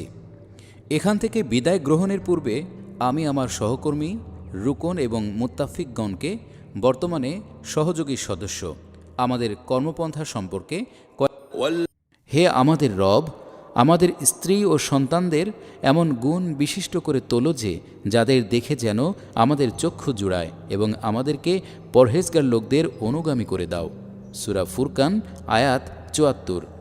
এ ব্যাপারে জামাতের কর্মীদের পরস্পরের জীবনধারার প্রতি সহানুভূতিশীল হওয়া আবশ্যক। তাদের কেবল আপন সন্তান সন্ততিই নয়, বরং কর্মীদের সন্তান সন্ততির সংশোধনের দিকেও খেয়াল রাখা উচিত।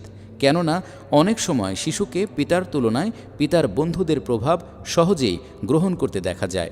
পারস্পরিক সংশোধন ও এর পন্থা: নিজেদের ও পরিবারস্থ লোকজনের সংশোধন প্রচেষ্টার সাথে সাথে আপনারা সহকর্মীদের সংশোধনের দিকেও খেয়াল রাখবেন। পৃষ্ঠা ২৩। যারা আল্লাহর উদ্দেশ্যে সত্যের কালেমাকে বুলন্দ করার জন্য একটি জামাতে পরিণত হয়েছে, তাদের পরস্পরের প্রতি সহানুভূতিশীল ও সাহায্যকারী হওয়া একান্ত আবশ্যক। তাদের বোঝা দরকার যে তাদের সংগঠন যদি নৈতিকতা ও নিয়ম শৃঙ্খলার দিক দিয়ে সামগ্রিকভাবে মজবুত না হয়, তবে তাদের মহান উদ্দেশ্য কিছুতেই সফল হতে পারে না। সুতরাং তাদের এ অনুভূতির ফলস্বরূপ পারস্পরিক দোষ ত্রুটি সংশোধনের কাজে সহযোগিতা করা এবং সম্মিলিতভাবে আল্লাহ তাআলার পথে অগ্রসর হওয়ার জন্য একে অপরকে সাহায্য করা কর্তব্য। এটা হচ্ছে ইসলামের সামগ্রিক সংশোধন প্রচেষ্টার উপায়। আপনি যদি আমাকে আছাড় খেতে দেখেন, তা তড়িৎ বেগে এসে আমাকে সাহায্য করবেন, আর আমি যদি আপনাকে ভুল করতে দেখি তো তখনই আমি অগ্রসর হয়ে আপনার হাত ধরব। আমার পরিচ্ছেদে কোনো কালিমা দেখলে আপনারা তা পরিষ্কার করবেন, আর আপনাদের পোশাকে কোনো ময়লা দেখলে আমিও তা পরিষ্কার করব। আবার যে কাজে আমার মঙ্গল ও কল্যাণ নিহিত রয়েছে বলে আপনারা মনে করবেন, আমাকে তা অবশ্যই জানাবেন। তেমনি যে কাজে আপনাদের মঙ্গল হবে বলে আমি মনে করব, আপনাদেরকে তা জানাবো। বস্তুত বৈষয়িক ব্যাপারে পারস্পরিক আদান প্রদানের ফলে যেমন সামগ্রিক সচ্ছলতা বৃদ্ধি পায়, তেমনি নৈতিক ও আধ্যাত্মিক ব্যাপারেও পারস্পরিক সহযোগিতা ও আদান প্রদানের রীতি চালু হলে গোটা জামাতের নৈতিক সম্পদ বৃদ্ধি পেতে থাকবে। পারস্পরিক দোষ ত্রুটি সংশোধনের সঠিক পন্থা এই যে, কারো কোনো কাজে আপনার আপত্তি থাকলে কিংবা কারো বিরুদ্ধে আপনার কোনো অভিযোগ থাকলে সে বিষয়ে তাড়াহুড়ো না করে প্রথমে বিষয়টি সুষ্ঠুরূপে বুঝতে চেষ্টা করবেন। পরে আপনি প্রথম অবকাশেই তার সাথে সাক্ষাৎ করে সেই সম্পর্কে নির্জনে আলাপ করবেন। এতেও যদি তার সংশোধন না হয় এবং বিষয়টি গুরুত্বপূর্ণ বলে মনে হয়, তবে সংশ্লিষ্ট এলাকার আমিরকে এটা জানাবেন। প্রথমে তিনি নিজেই তার সংশোধনের জন্য চেষ্টা করবেন, পরে আবশ্যক হলে জামাতের বৈঠকে বিষয়টি উত্থাপন করবেন। এ সময়ের মধ্যে উক্ত বিষয়ে কখনও সংশ্লিষ্ট ব্যক্তিদের সাথে এবং সংশ্লিষ্ট ব্যক্তির অবর্তমানে আলোচনা করা স্পষ্ট গীবত বা পরচর্চায় পরিণত হবে। সুতরাং এটা সর্বতোভাবে পরিত্যাগ করতে হবে। পৃষ্ঠা ২৪। পারস্পরিক সমালোচনার সঠিক পন্থা: নিজেদের মধ্যকার দোষ ত্রুটি ও দুর্বলতা দূর করার আরেকটি উত্তম ব্যবস্থা হচ্ছে সমালোচনা। কিন্তু সমালোচনার সঠিক সীমা ও পদ্ধতি সম্পর্কে সতর্কতা অবলম্বন না করলে এতে ভয়ানক ক্ষতির আশঙ্কা রয়েছে। এজন্যই আমি বিস্তারিতভাবে এর সীমা ও পদ্ধতি সম্পর্কে আলোচনা করতে চাই। ১. সকল স্থানে ও সকল সময়ে আলোচনা করা চলবে না, বরং বিশেষ বৈঠকে আমিরে জামাতের প্রস্তাব কিংবা অনুমতিক্রমে তা করা যেতে পারে। ২. সমালোচনাকারী সর্বপ্রথম আল্লাহ তাআলাকে হাজির নাজির জেনে নিজের মনের অবস্থা সম্পর্কে বিচার বিবেচনা করে দেখবেন যে তিনি সততা ও শুভাকাঙ্ক্ষার বশবর্তী হয়েই সমালোচনা করছেন না কোনো ব্যক্তিগত স্বার্থ এর মূলে সক্রিয় রয়েছে। প্রথমোক্ত অবস্থায় নিঃসন্দেহে সমালোচনা করা যেতে পারে, অন্যথায় কোনো প্রকার উচ্চবাচ্য না করে নিজের অন্তর হতে এ কালিমা রেখা দূর করার জন্য তার সচেষ্ট হওয়া উচিত। ৩. সমালোচনার ভঙ্গি ও ভাষা এমন হওয়া উচিত যা শুনে প্রত্যেকেই বুঝতে পারবে যে আপনি সত্যিই সংশোধনের বাসনা পোষণ করছেন। ৪. সমালোচনার উদ্দেশ্যে কথা বলার পূর্বে আপনার অভিযোগের সমর্থনে কোনো বাস্তব প্রমাণ আছে কিনা তা অবশ্যই ভেবে দেখবেন। অহেতুক কারো বিরুদ্ধে কথা বলা অত্যন্ত কঠিন গুনাহ, এর ফলে সামাজিক জীবনে বিশৃঙ্খলা দেখা দেয়। ৫. যে ব্যক্তির সমালোচনা করা হবে তার অত্যন্ত ধৈর্য সহকারে সমালোচকের বক্তব্য শ্রবণ করা এবং সততার সাথে তা ভেবে দেখা কর্তব্য। অভিযোগের যে অংশ সত্য তা অকপটে স্বীকার করা এবং যে অংশ সত্য নয় তা যুক্তি প্রমাণ দ্বারা খণ্ডন করা উচিত। সমালোচনা শুনে রাগান্বিত হওয়া অহংকার ও আত্মম্ভরিতার লক্ষণ। 6. সমালোচনা এবং এর জবাবের ধারা সীমাহীনভাবে চলা উচিত নয়, কেননা এতে একটি স্থায়ী বিরোধ ও কথা কাটাকাটির সূত্রপাত হতে পারে। আলোচনা শুধু উভয় পক্ষের বক্তব্য সুস্পষ্ট না হওয়া পর্যন্তই চলতে পারে।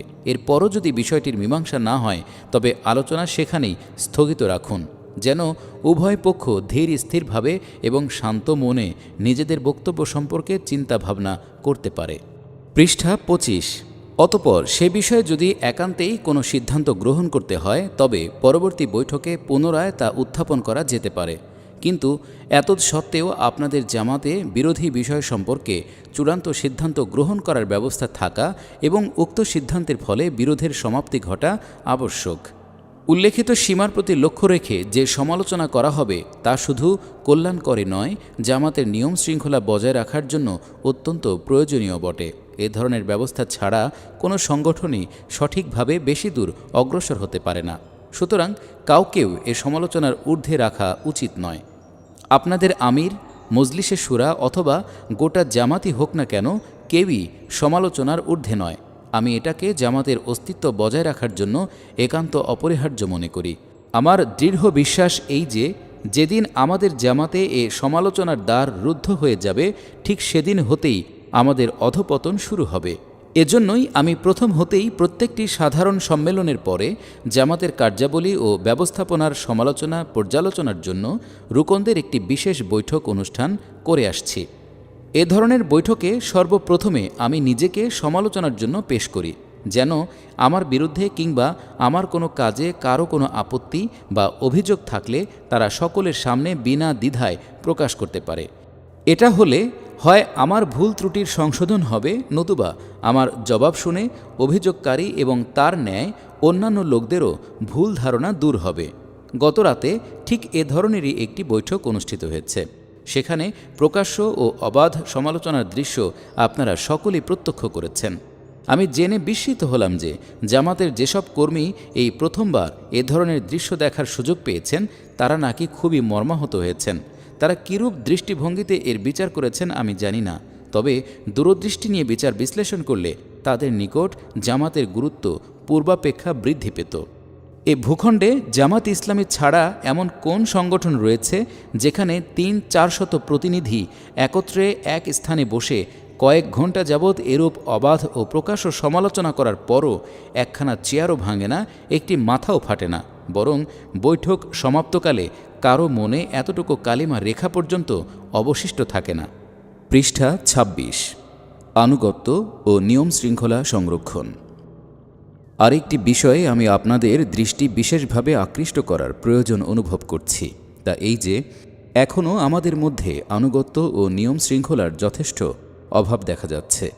একথা যদিও সত্য যে আমাদের বর্তমান সামাজিক পরিবেশের প্রতি লক্ষ্য করলে নিজেদেরকে অনেক সুসংবদ্ধ বলে মনে হয়, কিন্তু ইসলামের সুমহান আদর্শ ও আমাদের কঠিন দায়িত্ব ও কর্তব্যের প্রতি লক্ষ্য করলে আমাদের বর্তমান শৃঙ্খলা ও সংগঠনকে নিতান্তই নগণ্য বলে মনে হবে।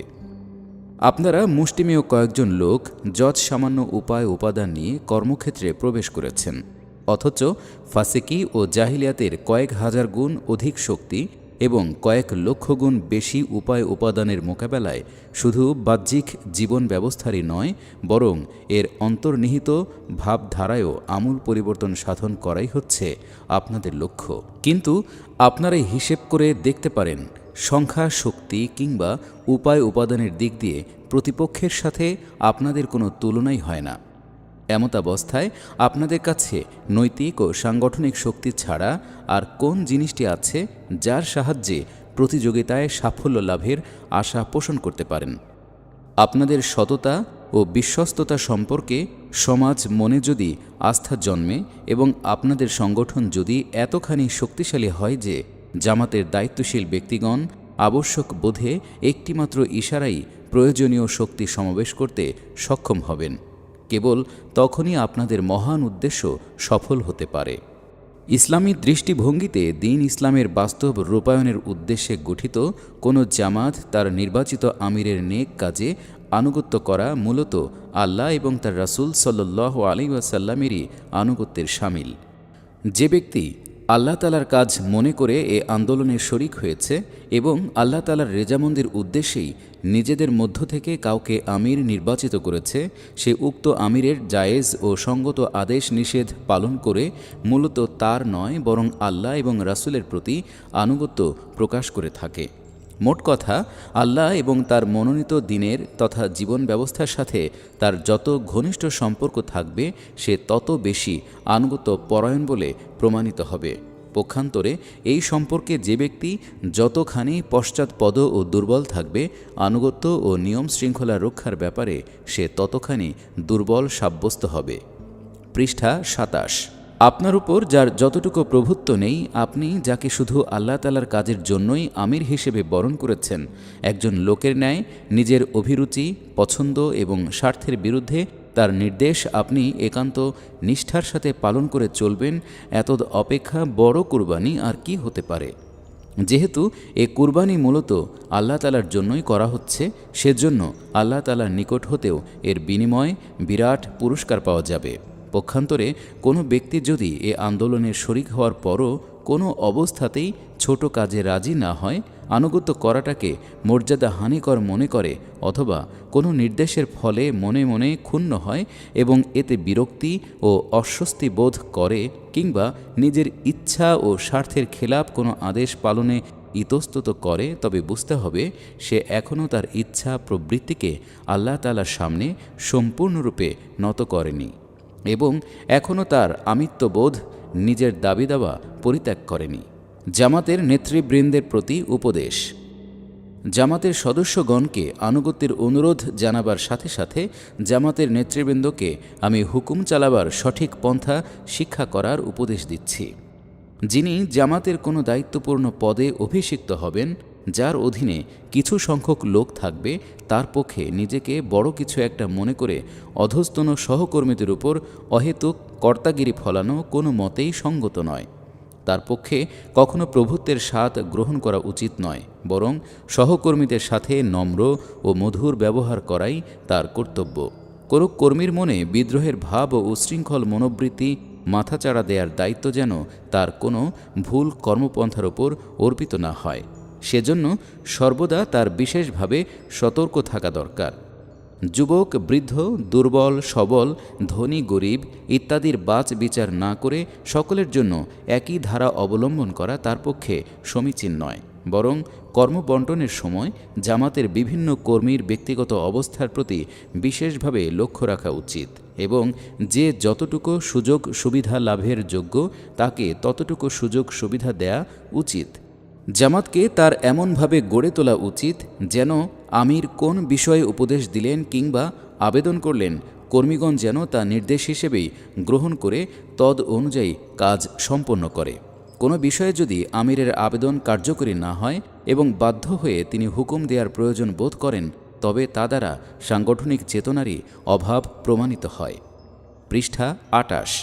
প্রকৃতপক্ষে বেতনভুক্ত সিপাহীদেরকেই হুকুম দিতে হয়, কিন্তু যে স্বেচ্ছা সৈনিকরা আপন প্রভুর সন্তুষ্টি লাভের জন্যই সমবেত হয়েছে, আল্লাহর কাছে নিজেকে নির্বাচিত আমিরের আনুগত্যের বেলায় তাদের নির্দেশের কোনো প্রয়োজন হয় না।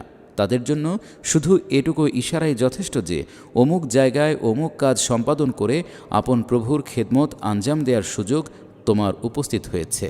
যেদিন জামাতের আমির এবং সহকর্মীদের মধ্যে এরূপ ভাবধারা সঞ্চার হবে, সেদিন আপনারা দেখতে পাবেন যে নিজেদের মধ্যে মাঝে মাঝে যেসব তিক্ততার সৃষ্টি হয় তার প্রায় সবগুলোই স্বাভাবিকভাবে দূরীভূত হয়েছে। শেষ উপদেশ। আমার শেষ আবেদন এই যে জামাত ইসলামীর সাথে যারা সংশ্লিষ্ট রয়েছেন, রুকন ও মুত্তাফিক নির্বিশেষে তারা সকলে ইনফাক ফি সাবিলিল্লাহ, আল্লাহর পথে ব্যয়ের আগ্রহ ও অভ্যাস অর্জন করুন। আল্লাহর কাজকে ব্যক্তিগত কাজের উপর প্রাধান্য দিতে থাকুন এবং এর জন্য এতখানি আগ্রহ ও উৎসাহের সৃষ্টি করুন যে তা যেন আপনাদেরকে নিশ্চিত মনে বসে থাকতে না দেয়। আপনি কেবলমাত্র নিজেই মুসলমান না হয়ে নিজের পকেটকেও মুসলমান করুন। একথা কখনো ভুলবেন না যে আল্লাহর হক শুধু আপনার প্রাণ, দেহ এবং সময়ের উপরই সীমাবদ্ধ নয়, বরং আপনার পকেটের উপরও তার হক ও দাবি রয়েছে। এ হক আদায়ের জন্য আল্লাহ ও তার রাসূল ন্যূনতম পরিমাণ নির্ধারণ করেছেন, কিন্তু সর্বাধিক পরিমাণ সম্পর্কে কোনো সীমা নির্দেশ করেননি। এটা নির্ধারণ করার দায়িত্ব আপনার উপরই ন্যস্ত হয়েছে। এজন্য আপনার বিবেক বুদ্ধিকে আপনি জিজ্ঞেস করুন, কি পরিমাণ অর্থ ব্যয় করলে আপনার ধন সম্পত্তিতে আল্লাহ তাআলার যতটুকু অধিকার রয়েছে তা আদায় করা হলো বলে আপনি মনে করতে পারবেন। এ বিষয়ে আমি কারো অবস্থা বিচার করতে পারি না, তবে একথা আমি অবশ্যই বলবো, যারা আল্লাহর অস্তিত্বে বিশ্বাস করে না, আখেরাতেও কোনো পরোয়া যাদের নেই, তাদের নিজেদের ভ্রান্ত ও বিকৃত মতবাদের প্রতিষ্ঠার জন্য যেরূপ বিরাট ত্যাগ স্বীকার করছে তা দেখে আল্লাহ এবং আখেরাতের প্রতি আস্থাশীল ব্যক্তিদের লজ্জিত হওয়া উচিত। পৃষ্ঠা 29। দ্বীন ইসলামকে কায়েম করার ব্যাপারে কর্মীদের যতখানি তৎপর হওয়া আবশ্যক তাতে এখনও যথেষ্ট অভাব রয়েছে বলে আমি অনুভব করছি। জামাতের কতিপয় কর্মী নিঃসন্দেহে পূর্ণ নিবিষ্ট চিত্তে দায়িত্ব পালন করছে, যা দেখে স্বাভাবিকভাবেই আনন্দে হৃদয় ভরে যায় এবং তাদের জন্য অন্তরের অন্তঃস্থল থেকে দোয়া করতে ইচ্ছে হয়। কিন্তু অধিকাংশ কর্মীর মধ্যে এখনও তদ্রূপ আগ্রহ দেখা যায় না। ফাসেকি ও আল্লাহদ্রোহিতার প্রাধান্য এবং আল্লাহর দ্বীনের তথা জীবন ব্যবস্থার বর্তমান অসহায় অবস্থা দেখে একজন মুমিনের অন্তরে যে যাতনা ও ক্ষোভের অগ্নি প্রজ্বলিত হওয়া উচিত তা খুব কম লোকের মধ্যেই পরিলক্ষিত হয়। এ ব্যাপারে আপনার পক্ষে অন্তত ততখানি অস্থির হওয়া উচিত নিজের অসুস্থ সন্তানকে দেখে কিংবা ঘরে আগুন লাগার আশঙ্কা দেখা দিলে আপনি যতখানি অস্থির বোধ করেন। অবশ্য এ বিষয়েও একজনের কর্মতৎপরতা ও আগ্রহ সম্পর্কে কোনো সীমা নির্দেশ করা কারো পক্ষে সম্ভব নয়। এ বিষয়ে প্রত্যেকের আপন বিবেক বুদ্ধি অনুসারেই সিদ্ধান্ত গ্রহণ করা উচিত যে কতখানি কাজ করার পর তার সত্যপ্রীতির দায়িত্বসমূহ সুসম্পন্ন হয়েছে বলে মনে করা সঙ্গত হবে।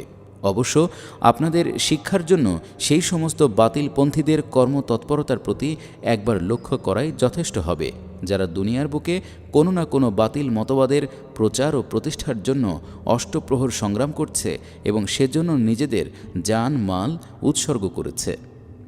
বিরোধিতা। এখন আমি জামাতের বিরুদ্ধে সম্প্রতি পরিচালিত ব্যাপক প্রচার অভিযান সম্পর্কে সংক্ষেপে কিছু বলতে চাই। যুক্তিসঙ্গত ও প্রমাণভিত্তিক মতদ্বৈততা, যার উদ্দেশ্য নিজে বুঝা ও অপরকে বোঝার সুযোগ দেয়া এবং মূলে সমুদ্দেশ্য ও সত্যপ্রীতি সক্রিয় রয়েছে, আমরা তা কখনো অপছন্দ করিনি। ইনশাআল্লাহ ভবিষ্যতেও এর ব্যতিক্রম হবে না। আমরা যখন বহুবার অপরের সাথে এ ধরনের মত প্রকাশ করেছি, তখন অপরকে কেন এ অধিকার হতে আমরা বঞ্চিত করব? কিন্তু আফসোস এই যে আমাদের বিরুদ্ধবাদীদের মধ্যে এ নীতি অনুসরণকারীদের সংখ্যা খুবই কম। তাদের মধ্যে অধিকাংশই আমাদের বিরুদ্ধে মিথ্যা প্রচারণা ও অপবাদ রটনার সাহায্যে বিরোধিতা করছেন। এমনকি তাদের মধ্যে অনেকে আমাদের রচনাবলীকে বিকৃত করে নিজেদের ইচ্ছামতো তার ব্যাখ্যা প্রচার করছেন। এই সমস্ত কাজ আমাদের অথবা জনসাধারণের কল্যাণের জন্য নয়, বরং আমাদের বিরুদ্ধে জনসাধারণকে উত্তেজিত করে তোলা এবং ইসলামী জীবন ব্যবস্থা পুনঃপ্রতিষ্ঠার উদ্দেশ্যে আমরা যে প্রচেষ্টা চালাচ্ছি তা বানচাল করাই এসবের মূল লক্ষ্য। পৃষ্ঠা 30। মিথ্যার এ ঝড় ঝঞ্ঝার মূলে বিভিন্ন দল বিশেষভাবে সক্রিয় ভূমিকা গ্রহণ করেছে। একদিকে ক্ষমতাসীন দলের নেতৃবৃন্দ ও তাদের সাহায্যে পুষ্ট পত্রিকাগুলো রয়েছে, কারণ এরা এদেশে ইসলামী রাষ্ট্র ব্যবস্থা প্রবর্তনের আন্দোলনকে নিজেদের জন্য বিপজ্জনক বলে মনে করে। অপরদিকে রয়েছে পাশ্চাত্যের আল্লাহদ্রোহী ও ধর্মবিরোধী মতবাদের ধারক ও বাহক গোষ্ঠী। এদের নিকট চিন্তা ও কার্যকলাপের লাগামহীন স্বাধীনতার উপর ইসলামী মত, বিশ্বাস ও নৈতিক চরিত্রের বিধি নিষেধ অসহ্য বিবেচিত হচ্ছে। তৃতীয় দিকে রয়েছে বিভিন্ন গোমরাহ দল। তারা ইসলামী রাষ্ট্র প্রতিষ্ঠার সম্ভাবনায় অত্যন্ত শঙ্কাবোধ করছে, কারণ তারা জানে যে এদেশে সত্যই ইসলামী শাসন ব্যবস্থা কায়েম হলে তাদের বিভ্রান্তিকর কারসাজির পথ বন্ধ হয়ে যাবে। আমাদের বিরুদ্ধে আর যে দলটি রয়েছে তারা হচ্ছে কমিউনিস্ট। তারাও একথা ভালো করেই জানেন যে তাদের পথে সত্যি যদি কোনো কঠিন প্রতিবন্ধক থাকে তবে তা হচ্ছে একমাত্র জামাত ইসলামী। এ দলগুলোর বিরোধিতাকে অনেকটা স্বাভাবিক বলা চলে, বরঞ্চ এরা যদি আমাদের বিরোধিতা না করত তবে তাই আশ্চর্যজনক হতো। কারণ মিথ্যার কদর্যতা দ্বারা সত্যকে প্রলিপ্ত করায় এদের কোনো আপত্তি নেই, কাজেই এদের এ আচরণ মোটেই অপ্রত্যাশিত নয়। কিন্তু যে বিষয়ে আমাদের গোটা জামাত দুঃখ ও বিস্ময় বোধ করছে তা এই যে আমাদের বিরোধী দলের মধ্যে কিছু আলেমও সামিল রয়েছেন। আরও পরিতাপের বিষয় এই যে মিথ্যা প্রচারে ও অপপ্রচারে এ মহান ব্যক্তিগণ তাদের গোমরাহ সহযোগীদেরও হার মানাচ্ছে। এ শেষোক্ত আঘাতটি বাস্তবিক আমাদের জন্য চরম বেদনাদায়ক। কিন্তু এর কারণ এই নয় যে আমরা তাদের শক্তির সামর্থ্য দেখে শঙ্কিত হয়েছি, বরং এজন্য যে এসব সাহেবানকে দিনদার ও আল্লাভীরু বলে মনে করতাম এবং তাদের বর্তমান চেহারা দেখতে আমরা কোনোদিন প্রস্তুত ছিলাম না। আমাদের মনে তো এ আশাই ছিল যে ইসলামী বিপ্লব সাধনের এ প্রচেষ্টায় তারাই অগ্রনায়কের ভূমিকা গ্রহণ করবেন, আর আমরা শুধু তাদেরই পদাঙ্ক অনুসরণ করব মাত্র। কিন্তু দুর্ভাগ্য এই যে তারা কমিউনিস্ট, হাদিস অমান্যকারী, কাদিয়ানি এবং পাশ্চাত্যের আল্লাহদ্রোহী ও ধর্মবিরোধী মতবাদের ধারক ও বাহকদের সাথে এক সারিতে দাঁড়িয়ে তাদের কাঁধে কাঁধ মিলিয়ে আমাদের উপর আঘাত হেনেছে। পাদটিকা। মনে রাখা আবশ্যক যে এই বক্তৃতা 1951 সনে করা হয়েছিল। বিশেষভাবে তৎকালীন পশ্চিম পাকিস্তানে তখন এরূপ অবস্থা ছিল। পৃষ্ঠা 31। হায়, তারা মুহূর্তের জন্য যদি এ কথাটি ভেবে দেখতেন যে এরূপ করার ফলে তারা কাকে ছেড়ে কাকে গ্রহণ করছেন। যাই হোক, আমাদের বিরুদ্ধে যখন চারদিক হতেই আক্রমণ ও বিরোধিতা চলছে, তখন জামাতের কর্মীগণকে এ ব্যাপারেও কয়েকটি কথা বলা আবশ্যক বোধ করছি। এ প্রসঙ্গে আমার প্রথম কথা যে আপনারা কোনো অবস্থাতেই উত্তেজিত হবেন না। নিজেদের কথা মেজাজ সকল অবস্থাই আয়ত্তাধীন রাখবেন। যখনই উত্তেজনামূলক অবস্থা দেখা দিবে আপনারা এটাকে শয়তানের চক্রান্ত মনে করে আল্লাহ তাআলার কাছে আশ্রয় প্রার্থনা করবেন। প্রকৃতপক্ষে আমাদের এ আন্দোলনকে বানচাল করার জন্য শয়তানি এরূপ চালবাজি শুরু করেছে। সে একদিকে আমাদের বিরোধী দলকে গিয়ে উস্কানি দিচ্ছে এবং তা দ্বারা আমাদের উপর আক্রমণ চালাচ্ছে, অপরদিকে আমাদেরকে উত্তেজিত করার জন্য চেষ্টায় রত হয়েছে যেন আমরা উত্তর প্রত্যুত্তরে বাগ বিতণ্ডায় লিপ্ত হয়ে পড়ি, আর আমাদের এ কাজই যেন কোনো মতে সম্পন্ন না হয়, এটাই তার বাসনা। কারণ আমাদের মূল লক্ষ্যবস্তুটি তার নিকট অত্যন্ত অপ্রিয়, কাজেই আমাদের পক্ষে কোনো অবস্থাতেই তার চালে পড়া উচিত নয়। দ্বিতীয়, বিভিন্ন আলেম এবং তাদের সাগরেদ ও ভক্ত অনুরক্তদের ব্যবহারে আপনারা যতই মনক্ষুণ্ণ হন না কেন তা শুধু দুঃখ ক্ষোভ পর্যন্তই সীমাবদ্ধ রাখবেন। এটাকে কোনো মতেই ঘৃণায় পরিণত হতে দিবেন না। কতিপয় আলেমের বাড়াবাড়ির ফলে ইতিপূর্বে একদল লোক গোটা আলেম সমাজকেই নিন্দাযোগ্য সাব্যস্ত করে গালিগালাজে রত হয়েছে। কেবল এখানেই শেষ নয়, এর পরিণতিতে মূল দ্বীনি ইলমকে পর্যন্ত নিন্দনীয় বলে প্রচার করা হয়েছে। সেরূপ ভুলের যাতে পুনরাবৃত্তি না ঘটে সেদিকে আপনারা বিশেষভাবে লক্ষ্য রাখবেন। আপনারা স্মরণ রাখবেন যে আল্লাহর আলেমদের অধিকাংশই সত্যনিষ্ঠ ও আদর্শবাদী। তাদের মধ্য থেকে শ্রেষ্ঠ যোগ্যতম সহকর্মী আপনারা লাভ করেছেন এবং এ ধরনের কর্মীদের সংখ্যা ক্রমশ বৃদ্ধি পাচ্ছে। পৃষ্ঠা 32। তৃতীয় কথা এই যে বাইরের আক্রমণ প্রতিরোধ করার কাজ আপনারা আমার উপরই ন্যস্ত করুন। আপনারা শুধু নিজ নিজ কর্তব্য সম্পাদন করতে থাকুন। প্রয়োজন অনুসারে আত্মরক্ষার দায়িত্ব আমি পালন করব, অথবা জামাতের দায়িত্বশীল লোকদের মাধ্যমে তা করানো হবে। আপনাদের কাজ শুধু এটা যে কোনো প্রকার মিথ্যা অভিযোগ আপনাদের সামনে উত্থাপন করা হলে জামাতের পুস্তকাদি হতে তার জবাব অভিযোগকারীর সামনে পেশ করবেন। এরপরও যদি কেউ তর্ক করতে চায় তবে তাকে সালাম জানিয়ে অন্য কাজে মনোনিবেশ করবেন। যাকে পথ চলতে হবে তার জন্য সর্বোত্তম নীতি এটাই যে পথের কাঁটায় পরিধানের বস্ত্র জড়িয়ে পড়লে এক মুহূর্ত সেখানে থেমে কাঁটা ছাড়াবার চেষ্টা করা, কিন্তু তা যদি সম্ভব না হয় তবে সেখানে বসে না থেকে কাপড়ের সেই অংশটুকু ছিঁড়ে ফেলে লক্ষ্য পথে অগ্রসর হতে হবে। চতুর্থ কথা এই যে বিরোধিতা যতই অহেতুক হোক না কেন এর জবাবদানের ব্যাপারে আল্লাহ তাআলার নির্ধারিত সীমা কখনো লঙ্ঘন করবেন না। প্রত্যেকটি শব্দ বলা কিংবা লেখার পূর্বে তা সত্যের পরিপন্থী কিনা এবং আল্লাহর দরবারে তার হিসেব পেশ করতে পারবেন কিনা তা আপনি উত্তম রূপে বিচার বিবেচনা করে দেখবেন। আপনার বিরুদ্ধবাদীরা আল্লাহকে ভয় করুক কিংবা না করুক আপনাকেই ভয় করে চলতে হবে। পঞ্চম কথা এই যে বিরোধিতার ফলে আপনাদের আন্দোলনের জন্য সাফল্য ও অগ্রগতির যে অপূর্ব সুযোগ উপস্থিত হয়েছে তার পূর্ণ সৎ ব্যবহার করুন। আল্লাহ তাআলা এভাবে আপনার বক্তব্য প্রকাশের সুযোগ করে দিয়েছেন। আপনারা এতে ভীত না হয়ে এ সুযোগে কাজ করে নিন। আরবে নবী করিম সাল্লাল্লাহু আলাইহি ওয়াসাল্লামের বিরুদ্ধে যখন এ ধরনের অপপ্রচার চলছিল তখন আল্লাহ তাআলা তাঁকে ওয়ারাফা'না লাকা যিকরাক বলে খোঁজ খবর দিয়েছেন। আমাদের উচিত শুকর আদায় করা, কারণ একদিকে সরকার ক্রমাগত সার্কুলার জারি করে সরকারি কর্মচারীদের সাথে আমাদের পরিচয় লাভের মূল্যবান সুযোগ করে দিয়েছেন, অপরদিকে গুমরাহ দলগুলো নিজ মহলে আমাদেরকে পরিচিত করে তুলেছে। এছাড়া যে সমস্ত আলেম আমাদের বিরুদ্ধে ফতোয়া জারি করেছেন তারাও দেশের ধর্মীয় ভাবধারা সম্পন্ন এলাকার সর্বত্র আমাদের সম্পর্কে প্রচার করছেন। এ বিপুল প্রচার আমাদের সমস্ত শক্তি নিয়োগ করলে ২০ বছরেও সম্ভব হতো না। এখন আমাদের কাজ হলো যেসব জায়গায় আমাদের বিরুদ্ধে কুৎসা প্রচার হয়েছে সেখানে আমাদের সঠিক পরিচয় দিতে হবে। পৃষ্ঠা ৩৩। ইনশাআল্লাহ এতে আমাদের দ্বিগুণ লাভ হবে। যারা আমাদের বিরুদ্ধে মিথ্যা প্রচারের রহস্য উপলব্ধি করতে পারবে তারা শুধু জামাতে ইসলামের প্রতি আস্থাই স্থাপন করবেন না, বরং তাদের নিকট আমাদের বিরুদ্ধে অপপ্রচারকারীদের বাহাদুরিও ধরা পড়ে যাবে। সত্য ও ন্যায়ের বিরুদ্ধে পরিচালিত ষড়যন্ত্রের সুস্পষ্ট প্রমাণ প্রত্যক্ষ করার পর তাদের মনে বিরুদ্ধবাদীদের সম্পর্কে যে শ্রদ্ধা ভাবটি রয়েছে তাও বিলীন হয়ে যাবে। এজন্যই আল্লাহ তাআলা শয়তানের চক্রান্তকে বিশেষ দুর্বল আখ্যা দিয়েছেন। সে তার অনুগামীদের হাতে এমন হাতিয়ার তুলে দেয় যা সাময়িকভাবে বড়ই কার্যকরী মনে হলেও শেষ পর্যন্ত তা ব্যবহারকারীদের মূল শিরাই কেটে ফেলে।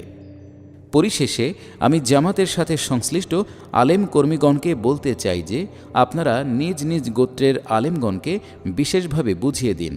তাদের সাথে ব্যক্তিগত কিংবা সংঘবদ্ধভাবে দেখা সাক্ষাৎ ও চিঠিপত্র আদান প্রদান করবেন।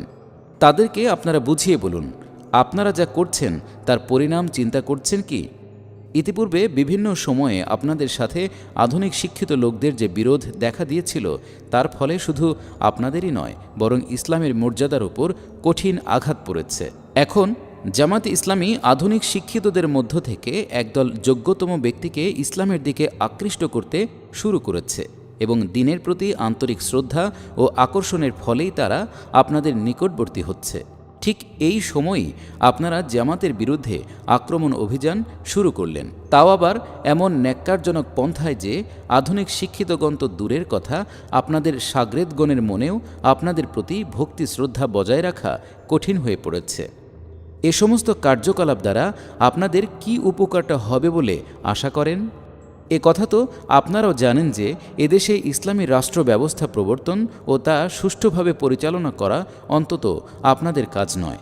এ কাজ বরং আপনাদের পরিবর্তে আধুনিক শিক্ষিত লোকেরাই করতে পারেন, যারা ইসলামী আদর্শ অনুসারে নিজেদের চিন্তাধারা, কার্যকলাপ ও নৈতিক চরিত্রের সংশোধন পুনর্গঠন করেছে। আর তারাই এখন জামাত ইসলামের দিকে অগ্রসর হচ্ছে। এদের বাদ দিয়ে এ শ্রেণীর লোকদের মধ্যে সক্রিয় ও শক্তিশালী ইসলামী ভাবাপন্ন কোনো দলের অস্তিত্ব আপনারা প্রমাণ করতে পারবেন না। আর আপনাদেরও তো এরূপ ক্ষমতা নেই যে তাদের মধ্য থেকে এমন কোনো দল আপনারা গড়ে তুলবেন। এমত অবস্থায় আপনারা জামাত ইসলামের বিরোধিতা করতে থাকলে এর পরিষ্কার অর্থ দাঁড়াবে যে আপনারা যে কোনো ফাসেক, ফাজের ও গুমরাহ দলের নেতৃত্ব স্বচ্ছন্দে বরদাস্ত করতে পারেন, কিন্তু আপনাদের সহ্য হয় না কেবলমাত্র দিনদার দলের নেতৃত্ব। সত্যি কি আপনারা এ ভূমিকা গ্রহণের সিদ্ধান্ত গ্রহণ করেছেন? এবং এজন্য আল্লাহর কাছে যে জবাবদিহি করতে হবে তার পরিণাম কি দাঁড়াতে পারে তাও ভেবে দেখেছেন কি? যদি ধরেও নেওয়া যায় যে কতিপয় ব্যাপারে জামাত ইসলামের সাথে আপনাদের মতবিরোধ রয়েছে, তবে তা নিয়ে আন্দোলন করার উপযুক্ত সময় কি এটাই? এসব মতবিরোধ কি সাক্ষাৎ, আলাপ আলোচনা কিংবা অন্য কোনো উপায়ে দূর করা সম্ভব ছিল না? পৃষ্ঠা ৩৪। এই বিষয়টা কি এতই গুরুত্বপূর্ণ যে জামাতের বিরুদ্ধে ফতোয়া জারি করা, প্রচারপত্র ছড়ানো এবং পুস্তিকা প্রকাশ ছাড়া গত্যন্তর ছিল না? এত সব আয়োজন যদি সত্যিই অপরিহার্য ছিল এবং আপনারা একান্তই দ্বীনের উদ্দেশ্যে এহেন মহৎ কাজে ব্রতী হয়ে থাকেন, তবে জিজ্ঞেস করি এ উদ্দেশ্যে কি কেউ অপরের বক্তব্যকে বিকৃত করে এবং সে যা বলেনি তাই তার উপর চাপিয়ে দিয়ে থাকে? এবং তার রচনা দ্বারা অভিযোগ মিথ্যা প্রমাণিত হওয়ার পরও কি তা আঁকড়িয়ে থাকে? আমাদের জামাতে বিভিন্ন দ্বীনি মাদ্রাসায় শিক্ষাপ্রাপ্ত যেসব কর্মী রয়েছেন, এই সকল কথা তাদের নিজ নিজ সম্প্রদায়ের বুজুর্গানদের থেকে স্পষ্টভাবে বুঝিয়ে বলা তো দরকার। বিশেষত দেওবন্দি ও মাজাহিরি ভাইদেরকে আমি বলতে চাই যে দেওবন্দ ও মাজাহিরুল উলুমের বুজুর্গান এ নিয়ে জামাতের বিরুদ্ধে প্রচার কাজে আত্মনিয়োগ করেছেন যে পাক ভারতের সর্বত্র তাদের শাগরেদগণ ছড়িয়ে রয়েছেন।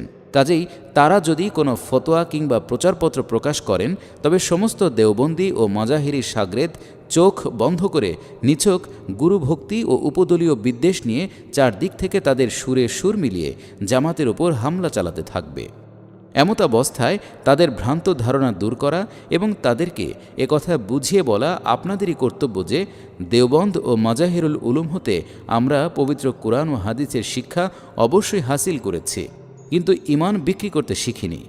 কোরআন ও হাদিসের শিক্ষার পরও যদি কেউ সত্য ও ন্যায় পরায়ণতার পরিবর্তে ওস্তাদ ও পীর পূজায় শিখল এবং ইসলামী ভাবধারার পরিবর্তে উপদলীয় কোন্দলেই অভ্যস্ত হল, তবে তাতে লাভ কি? দাওয়াতের সংক্ষিপ্ত কোর্স। এই সংক্ষিপ্ত কোর্স বর্তমান জামাত ইসলামী বাংলাদেশের পাঠ্যতালিকার অন্তর্ভুক্ত। পৃষ্ঠা ৩৫। অতঃপর আমি আন্দোলনের প্রসারকল্পে আপনাদেরকে কয়েকটি পরামর্শ দিতে চাই। এ পর্যন্ত আমাদের আন্দোলন সম্পর্কে পূর্ণাঙ্গ অথচ সংক্ষিপ্ত একটি পাঠ্যতালিকা রচিত হয়েছে। এর সাহায্যে আপনারা সহজে কাজ করতে পারেন। এতদিন জামাতের কর্মীদের একটি বিশেষ সমস্যা ছিল যে জামাতের পুস্তকাদি সংখ্যায় যথেষ্ট ছিল না বলে সকল লোককে তা পড়ানো অত্যন্ত অসুবিধাজনক ছিল। এছাড়া আরেকটি অসুবিধা ছিল যে জামাতের পুস্তকাদির মধ্য থেকে কোন কোন পুস্তক অধ্যয়ন করার পর একজন লোক জামাতে শরিক হওয়ার মতো যোগ্যতা অর্জন করতে পারবে এটা নির্ধারণ করা। কিন্তু আমাদের কয়েকটি জরুরি পুস্তক প্রকাশের ফলে এ অসুবিধা দূরীভূত হয়েছে। ১. বাংলাদেশ ও জামাত ইসলামী। ২. জামাত ইসলামীর বৈশিষ্ট্য। ৩. ইসলামী দাওয়াত ও কর্মনীতি। ৪. মুসলমানদের অতীত, বর্তমান ও ভবিষ্যৎ কর্মসূচি। ৫. জামাত ইসলামের কার্যবিবরণী। ৬. জামাত ইসলামের ইতিহাস। ৭. ইসলামী বিপ্লবের ৭ দফা গণদাবি। কেউ যদি উক্ত পুস্তিকাসমূহ অধ্যয়ন করে, তাকে জামাতে সামিল হওয়ার ব্যাপারে তার মর্জির উপরে ছেড়ে দিন। জামাতে শরিক হওয়ার পর তাকে অবশ্যই জামাতের যাবতীয় পুস্তকাদি পাঠের পরামর্শ দিবেন, কারণ এছাড়া তার চিন্তাধারা ও নৈতিক চরিত্র উত্তমরূপে গঠিত হবে না এবং ইসলামী দৃষ্টিভঙ্গিতে দৈনন্দিন জীবনের বিভিন্নমুখী সমস্যার সঠিক সমাধান কী হওয়া উচিত সে বিষয়ে স্পষ্ট ধারণা লাভ করতে পারবে না। তবে জামাতে শরিক হওয়ার পূর্বেই সমস্ত পুস্তক পাঠ করা কারো পক্ষে জরুরি নয়। মহিলা কর্মীদের প্রতি উপদেশ। এতক্ষণ আমি যে সমস্ত বিষয়ে আলোচনা করেছি তার অধিকাংশই পুরুষ ও মহিলাদের জন্য সমান গুরুত্বপূর্ণ। এখন আমি জামাতের মহিলা কর্মী এবং জামাত সম্পর্কে আগ্রহ পরায়ণ মহিলাদের উদ্দেশ্যে কয়েকটি কথা বিশেষভাবে আরজ করতে চাই। সর্বপ্রথম আরজ এই যে আপনারা নিজেদের জীবনকে গড়ার জন্য দ্বীন ইসলাম সম্পর্কে যথাসাধ্য জ্ঞান লাভের চেষ্টা করুন। পৃষ্ঠা ৩৬।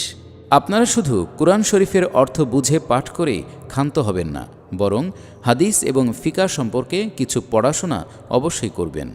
আপনাদের শুধু দ্বীন ইসলামের মূল বিষয়বস্তু এবং ঈমানের দাবি সম্পর্কে মোটামুটি জ্ঞান লাভই যথেষ্ট নয়, বরং আপনাদের ব্যক্তিগত, পারিবারিক ও সামাজিক জীবনের দৈনন্দিন কাজকর্ম সম্পর্কে দ্বীন ইসলাম কি কি নির্দেশ দিচ্ছে তাও আপনাদের জানতে হবে।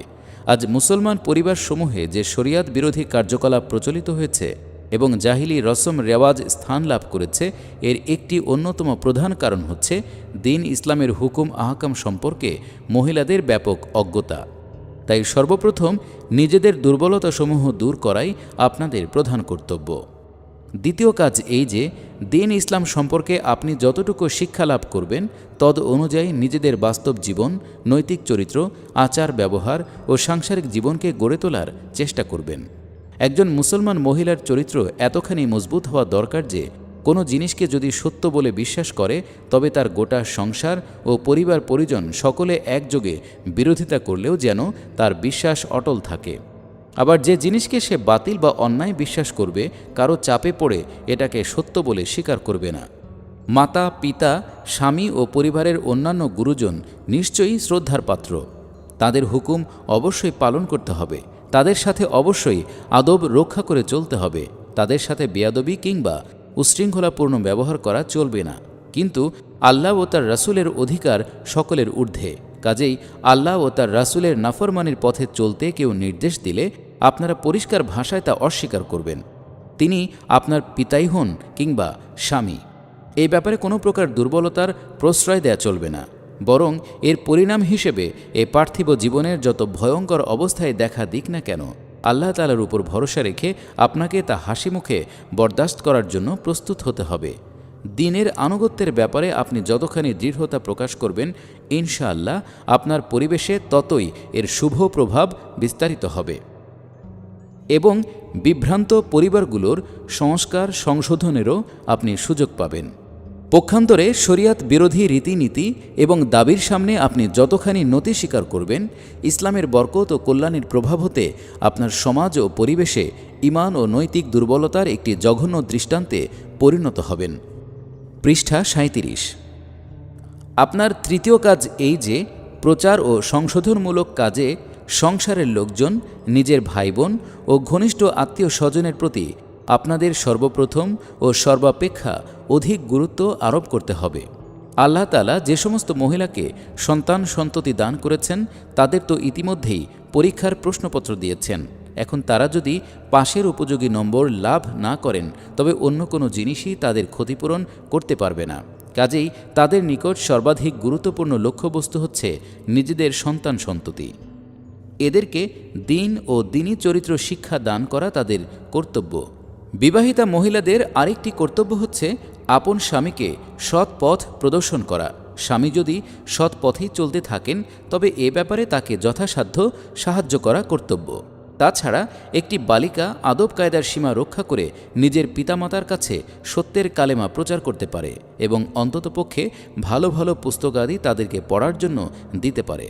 আপনাদের চতুর্থ কর্তব্য এই যে, সাংসারিক কাজকর্ম সম্পন্ন করার পর যতটুকু সময় আপনারা বাঁচাতে পারেন, তা অন্যান্য মহিলাদের নিকট দ্বীনের দাওয়াত পৌঁছাবার কাজে ব্যয় করবেন।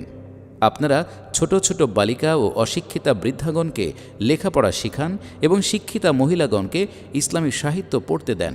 মহিলাদের জন্য নিয়মিত বৈঠকের আয়োজন করে তাদেরকে দ্বীনী শিক্ষার সুযোগ দেন। আপনাদের মধ্যে যদি কেউ বক্তৃতা করতে না পারেন, তবে কোনো ভালো পুস্তকের অংশবিশেষ পাঠ করে শোনাবেন। মোট কথা, যেভাবেই হোক না কেন, নিজেদের সাধ্যশক্তি অনুসারে আপনারা কাজ করবেন এবং নিজ নিজ পরিচিত এলাকার মহিলাদের মধ্য থেকে অজ্ঞতা, কুসংস্কার দূর করার জন্য পুরোপুরি চেষ্টা করবেন। শিক্ষিতা মহিলাদের উপর বর্তমান আরও একটি বিরাট দায়িত্ব অর্পিত হয়েছে। এক হিসেবে এ কাজটির গুরুত্ব অন্যান্য সকল কাজের তুলনায় অনেক বেশি। তা এই যে, বর্তমান পাশ্চাত্য ভাবাপন্ন মহিলারা যেভাবে এদেশের সাধারণ মহিলা সমাজকে গোমরাহি, নির্লজ্জতা এবং মানসিক ও নৈতিক উচ্ছৃঙ্খলতার দিকে ঠেলে দিচ্ছে, এবং এ উদ্দেশ্যে তারা যেভাবে সরকারি উপায় উপাদান ও সুযোগ সুবিধার অপব্যবহার করে মুসলমান মহিলা সমাজকে ভ্রান্ত পথে টেনে নিচ্ছে, সমগ্র শক্তি দিয়ে এর প্রতিরোধ করা। পৃষ্ঠা 38। এ কাজটি শুধু পুরুষদের একক প্রচেষ্টায় সম্পন্ন হতে পারে না, কারণ পুরুষরা যখন এ গোমরাহির প্রতিবাদ করে, তখন নারী সমাজকে এই বলে বিভ্রান্ত করা হয় যে এরা তোমাদেরকে শুধু দাসী বানিয়ে রাখতে চায়। চিরকাল এরা এ ইচ্ছা পোষণ করে আসছে যে নারী সমাজ চার বেড়ার মধ্যে আবদ্ধ থেকে তিলে তিলে মৃত্যুবরণ করুক। এ আজাদির হাওয়া যেন তাদেরকে আদৌ স্পর্শ করতে না পারে। কাজেই এই বিপদকে দূর করার জন্য মহিলা সমাজের সক্রিয় সহযোগিতা লাভ করা আমাদের একান্ত আবশ্যক। আল্লাহর ফজলে আমাদের দেশে উচ্চশিক্ষিতা, ভদ্র ও আল্লাভীরু মহিলাদের সংখ্যা নিতান্ত কম নয়। তারা আপোয়া মার্কা বেগম সাহেবাদের তুলনায় জ্ঞান, বুদ্ধি, লেখা ও বক্তৃতার ব্যাপারেও কোনো অংশে পশ্চাৎপদ নয়। এখন শুধু সামনে অগ্রসর হয়ে আপোয়া মার্কা বেগমদের দাঁত ভাঙা জবাব দেয়া তাদের কর্তব্য। তাদেরকে স্পষ্ট জানিয়ে দেওয়া উচিত যে মুসলমান মহিলা সমাজ আল্লাহ তাআলার বিধি নিষেধের বিরোধী কোনো কাজ করতে রাজি নয়। আল্লাহ ও রাসূলের নির্ধারিত সীমা লঙ্ঘন করে যে তরক্কি ও প্রগতি লাভ করতে হবে, তার প্রতি লানত, শত ধিক্কার, এ কথা তাদের দৃঢ়তার সাথে ঘোষণা করা উচিত। শুধু এটাই নয়, যেসব বাস্তব সমস্যার সমাধানের জন্য আল্লাহ ও রাসূলের বিধি নিষেধ লঙ্ঘন করা আবশ্যক বলে প্রচার করা হচ্ছে, ইসলামের সীমারেখার মধ্যে অবস্থান করে সংঘবদ্ধভাবে এর সমাধান করেও তাদের দেখানো উচিত।